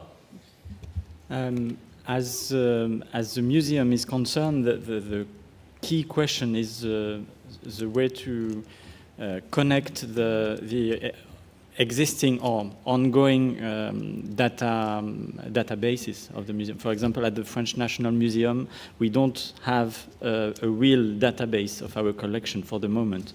We have about 3 million objects, so it's a long work, but there is a database in development, so it is still time to connect and to work on a better way to align the data, to be sure that everything can be interoperable, because we are all talking about fair and open access, but when you really need to connect the pipes, most of the times you need human resources, which we don't have, and or you need development, so money, which we have less and less. So this question of the core mission of museums, and to be able to do the best we can on working on the data, but with a possibility to talk, exchange, discuss about how it is possible to connect them, one and the other, for different purposes. We are different here. We have many colleagues that took part in the user case, in the workshops. We have several personas, and for any of them, we have some needs. We have some, so we can talk about one tool, but I'm sure there are other colleagues that would need another one. And one thing also is, we are in a short-term project. 3 years is very short. So it's also a question of point of view. We have in our institution a long-term organization. And of course, if you ask us what we need, the list is going to be very, very, very long. We can prioritize, but if you ask someone, he will get you an answer and ask for more. So the idea is also to be able to connect our point of view, because the production is only 3 years, so we need to be practical and to also have a short-term vision. And I'm sure we could, you know, from all the forms that were filled during the user cases and what could be possible, there are some other project that could, you know, fill a gap for. We could have a roadmap of what every member could work on. And even sometimes we can go and find some fundings, because we are all in this kind of daily process, and we could find some fundings for one brick of one project, but it's at least it's one brick. So that's how you make walls. So I think it's really this connection between our core mission and how it is possible to connect the data, but also to find the human network to be able to keep on going together. That's yes. Voilà. J'aurais besoin en fait de cet objet pour en amélioration. Il me faudrait ceci demain. Ceci c'est quoi? Mais pour les biens culturels, ceci c'est un test. C'est simple. Quand je souhaite savoir si c'est un produit stupéfiant, j'ouvre ce petit boîtier, je mets la poudre dedans et j'appuie sur des ampoules et ça me dit c'est un produit, c'est de la cocaïne, c'est de l'héroïne. Je cherche la même boîte pour les objets bien culturels.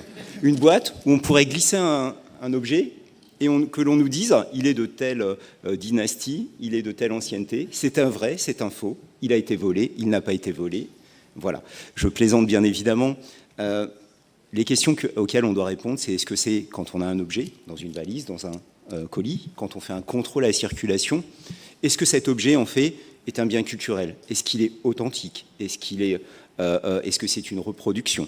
Est-ce que cet objet a été volé? Est-ce que cet objet est sorti de manière illicite de son territoire de création? Et on sait que les objets ont, dans le temps, voyagé de pays en pays parce qu'ils avaient vocation à être commercés. On veut savoir également si un expert est joignable. Et je pense, pour avoir suivi l'intégralité du programme, que les outils répondent à ces questions. Les outils, en fait, sont là pour détecter un objet, pour nous donner une réponse, pour nous permettre d'analyser les objets, pour nous permettre de les rentrer, et je ne fais pas distinction entre les différents outils, ils ont chacun leur utilité de rentrer dans des bases des objets qui nous permettront par la suite d'être en capacité de les expertiser, enfin, en tout cas d'avoir un avis, puisque l'expert, le sachant, sera toujours le dernier recours, celui qu'on utilisera notamment pour la preuve. Mais on a besoin également de crawler, de savoir d'où vient cet objet dans des bases de vente, notamment de e-commerce, où on a un développement. Donc, je pense que les outils répondent aujourd'hui à ces exigences. Et je remercie les techs et les concepteurs parce qu'ils ont, durant le projet, évolué. On a vu entre les premières présentations et les dernières présentations, une prise en compte de nos demandes. Et ça, c'est très appréciable d'avoir écouté nos besoins pour les adapter au mieux. On aurait besoin de quoi demain? Je dirais d'un peu plus de tests et de pouvoir toucher aux objets pour être en capacité de les adapter encore plus et les rendre utiles. Ils le sont, mais permettons à chacun, chaque communauté, police, musée, douane, force de l'ordre, dans l'ensemble, d'être en capacité de demain pouvoir concrétiser ce projet. En 3 ans, les progrès ont été important, il faut continuer. So you speak about integration, you speak about interoperability. The next question then would be connected to that. I mean, what would you need as end users in terms of integration? I'm speaking here about your constraints. What are your constraints in terms of integrating a tool like the ones that you've been experiencing within ANCHISE within your workflow? In terms of training, in terms of interoperability, in terms of resources. How do you see that? Maya. I'm sorry, you're close to me. I get to start all the time. One thing I think about is the need for training for museum staff, because I know that unfortunately, not many museum colleagues, in Sweden at least, think about this topic and are aware of the problem of illicit trafficking. So just to start with that basic training and understanding that this is an issue that you have to consider when acquiring objects to a collection or loaning for an exhibition or even publishing research, that you should look at the provenance. So that is one thing that I would like to see more of. But also I know a problem is that there are databases now that for illicit trafficking, but they are hard to access, maybe cost money, and you don't know if they are there or not. So tools that can help small institutions access those, I think that would help as well. And another thing that, if we talking about what you said, Thomas, about it's important what we as museums also add, because you can't build tools without the data. So we have to keep registering objects and building our own databases, and well, not our own preferably, but bigger systems. But if we don't have that kind of data, there's nothing for law enforcement to work with. So I think that's also very important. And also to think about terminology, because as archaeologists we have our own words for things, which is important in one case, but if there's someone who's not an archaeologist, you're not looking for an amphora, perhaps. You do search for a jug, maybe, or a bowl or something like that. So when you register, you also have to think about what you put in, because that would also affect what you can use and get out of it. So it's about social science awareness and yes. Harmonization of the background, in fact. Definitely, yes. Rodolfo?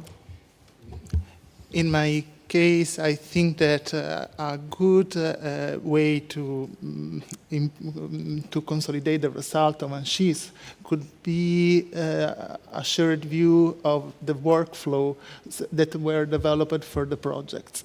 I think that at least in my view, there are already ready package of workflow that could be implemented in different systems, for example, in museums or in superintendencies. But the problem is the training. Students in our university can be trained with the specific purposes on GIS use for and remotely censored analysis, for example, for monitoring archaeological sites. I wonder how to do this, engaging also archaeologists working for our Minister of Culture that are specialists in other fields. This is something that could be addressed in some way. And this is something that I would like to shape in future, for example, creating bridges. And this is something that ANCHISE maybe could the consortium at least could consider for its future steps. Specific training, targeted training in order to make the developed workflows part of the routine of officers, archaeologists, art historians working in the countries, at least in the countries involved in the project.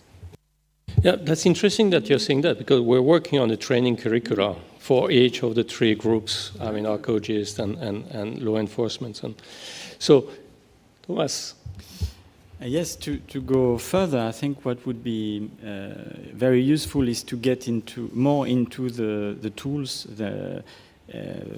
not maybe all of them, but or maybe probably all of them, through user cases. But this, to do so, we need a clear legal and formal and administrative document or way to work together, because we are all, in a very nice place. We share, we are in confidence, but still, as an institution, we would need, and my directors and colleagues would need to be more clear about whose data is going to be where, what is it going to be used to.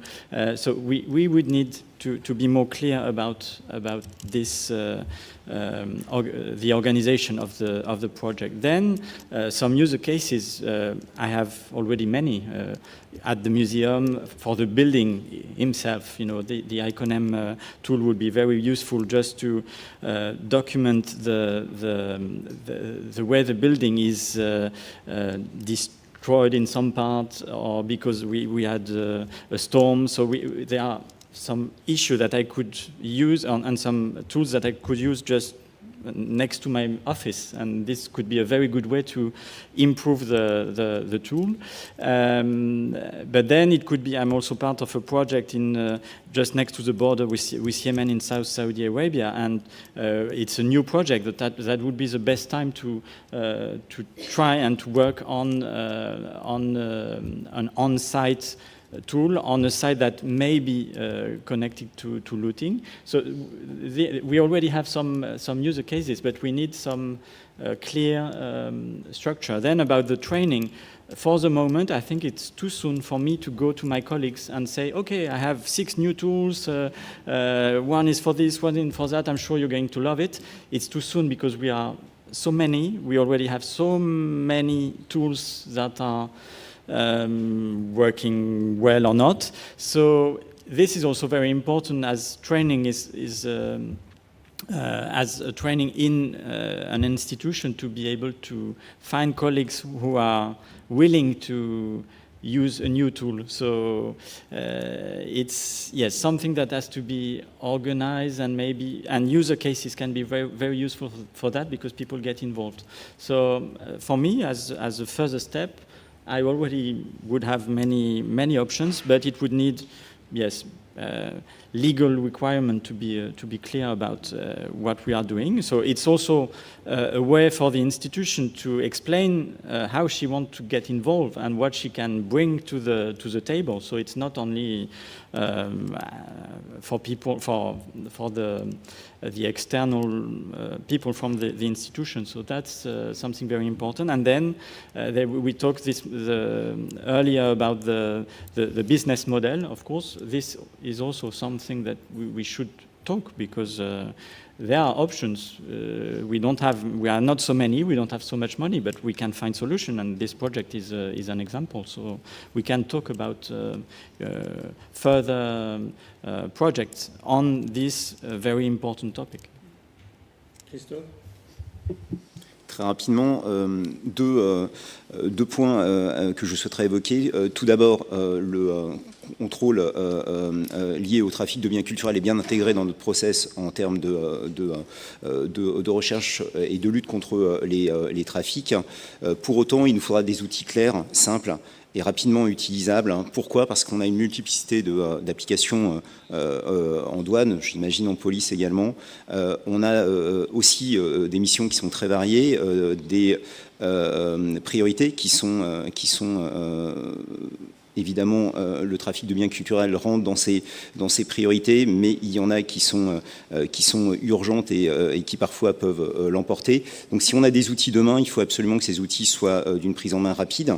On peut former évidemment l'ensemble de nos collègues. On a aujourd'hui la capacité en termes de formation de rapidement les sensibiliser. On fait notamment sur Roissy des formations à l'intention des agents. On forme environ une 50aine de collègues sur la matière bien culturelle tous les ans. Donc on est en capacité de les former. En revanche, il nous faudra un outil qui soit un outil et ou des outils de prise en main rapide. C'est le premier point que je souhaitais évoquer. Le deuxième point, c'est l'impossibilité de connecter nos bases de données avec certains outils parce qu'on a une confidentialité au niveau des informations. Notamment par rapport aux données qui sont sensibles. Je ne parle pas d'un infracteur uniquement, mais on peut être sur des données licites qui sont des flux de marchandises où on a un exportateur, un importateur, et on se doit à conserver un secret professionnel qui fait qu'on ne peut pas divulguer ce type d'informations. Donc on ne pourra pas connecter, en tout cas, nos bases, ça c'est certain, mais on pourra essayer de faire en sorte de travailler. Alors c'est plus facile quand un objet est volé, je le disais tout à l'heure, quand un objet est volé, on peut le rentrer comme les bases d'Interpol dedans, parce que l'objet est connu, il est documenté, et on sait un jour qu'il a disparu du lieu où il devait être, donc on peut le rentrer. Nous, on a des données sur des expéditeurs, des destinataires, et on se doit de conserver une confidentialité. Donc je vois cette contrainte-là, qui est une contrainte où à un moment, entre nos bases et les outils, on ne pourra pas forcément complètement transmettre les informations. Si je réponds à la question. Yeah. Very good, very good. Then my next question, which is going to be the last one, it's a bit tricky. Okay. So be ready. I'm going to ask Rodolfo first. Okay, when the boat is sinking, okay, you try to fix the leak before you call the engineer. Think, oh, what kind of a boat did you do? I mean, okay. So those tools, they're on this. I mean, we're trying to fix the leak because we're trying to fight this traffic, which shouldn't happen. I mean, we can all agree about that. So if we try to look further, what's the big challenge here that we're facing? I mean, next to those tools, beyond those tools, what is, according to you, the biggest challenge to erase it, to solve it? There is no big idea, there is no big answer. I know, but what's your take on that question, Rodolfo? I don't want to repeat, but as the colleague said, integration is, I think, a big challenge, but also the lack of big data. We are still working, as Thomas underlined, on digitization of our deposits, on the integration of existing database. So I think the biggest challenge in order to use properly artificial intelligence, for example, is to have at least data linked and open in the next future. And I think this is the most important result of ANCHISE. As our tech expert underline, data will be accessible through standardized formats where they will be linked and immediately accessible. This is an amazing result, and on this basis, the future challenges could be to work on big data, because for now it's not possible. And I think due to the heterogeneous nature of a cultural heritage. We work at a landscape scale to the scale of their archaeological shirt. So it's not easy to have just one solution, but I think we need a help, and artificial intelligence could be, but if we don't have the basis on which artificial intelligence can work, the problem will be still open. I think the key there is to keep the network alive, because information is the key in any steps of our work and the institution we are. So the tools are very important, but the main thing, the roots of the challenge is for me to be able to to get that someone in any step of the way get the information he needs at the right time. So the challenge would be to keep up to this challenge and to find as many solutions as we can in any ways, and that everybody could, contribute to this. For me, this is the key. We are so few, sorry, and there are so many that we really need to get together. And this is, we are a European project. We all have our strengths and weakness. So working together is, for me, the real challenge here, which we are doing for 3 years now, and I hope we will be able to do it for further long. Yes. Là, je vais répéter ce que mes collègues disent, mais c'est un réel besoin. On a besoin de bases de données, en tout cas d'intégration, qui permettent de reprendre le maximum ou l'intégralité des objets, parce qu'on a besoin demain d'avoir un outil qui fonctionne.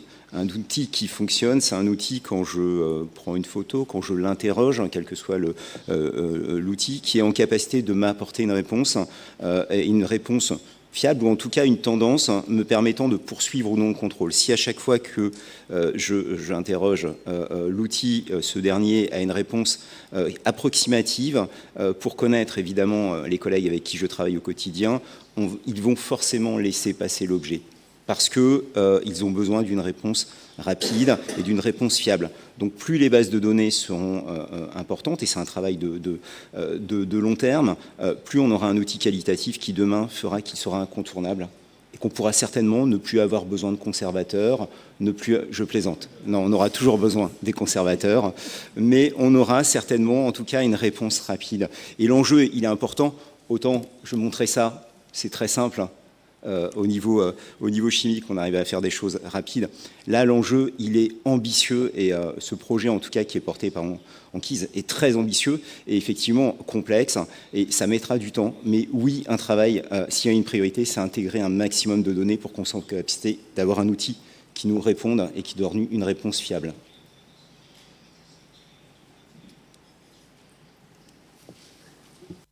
Your turn. Right. Well, apart from what you have said, I would like to add raising awareness, because, as we all know, as long as there is a demand, there will be a market, and the market will always find new ways.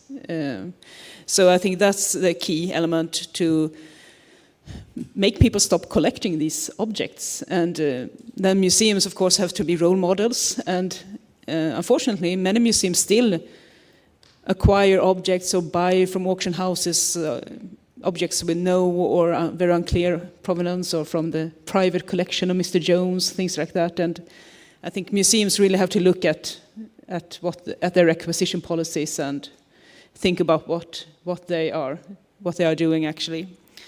And I also think that museums could help, and archaeologists and others as well, help explain why cultural heritage is important, why history is important. I like to use the case of elephant ivory, because everyone in the world knows that it's bad. We hardly have any elephants left. The ivory is used for different things, and it's illegal. So most people know that, and still there are some who still, trade in it and use it. And I would like to see that kind of awareness level for cultural heritage as well, that people should know that I'm not going to buy that old pot in the market. So I'm going to buy something else instead. Well, thank you very much. I think we're going to stop there. Just a last word too, because you've been thanking us, ANCHISE, for inviting you, but we are the ones that should thank you, because without you, there wouldn't be any ANCHISE. Without the end users, ANCHISE would be without any feet. So thank you very much for those long collaboration, 3 years collaboration that will continue, obviously, and for being there today and to have answered my weird questions. Thank you a lot. Thank you.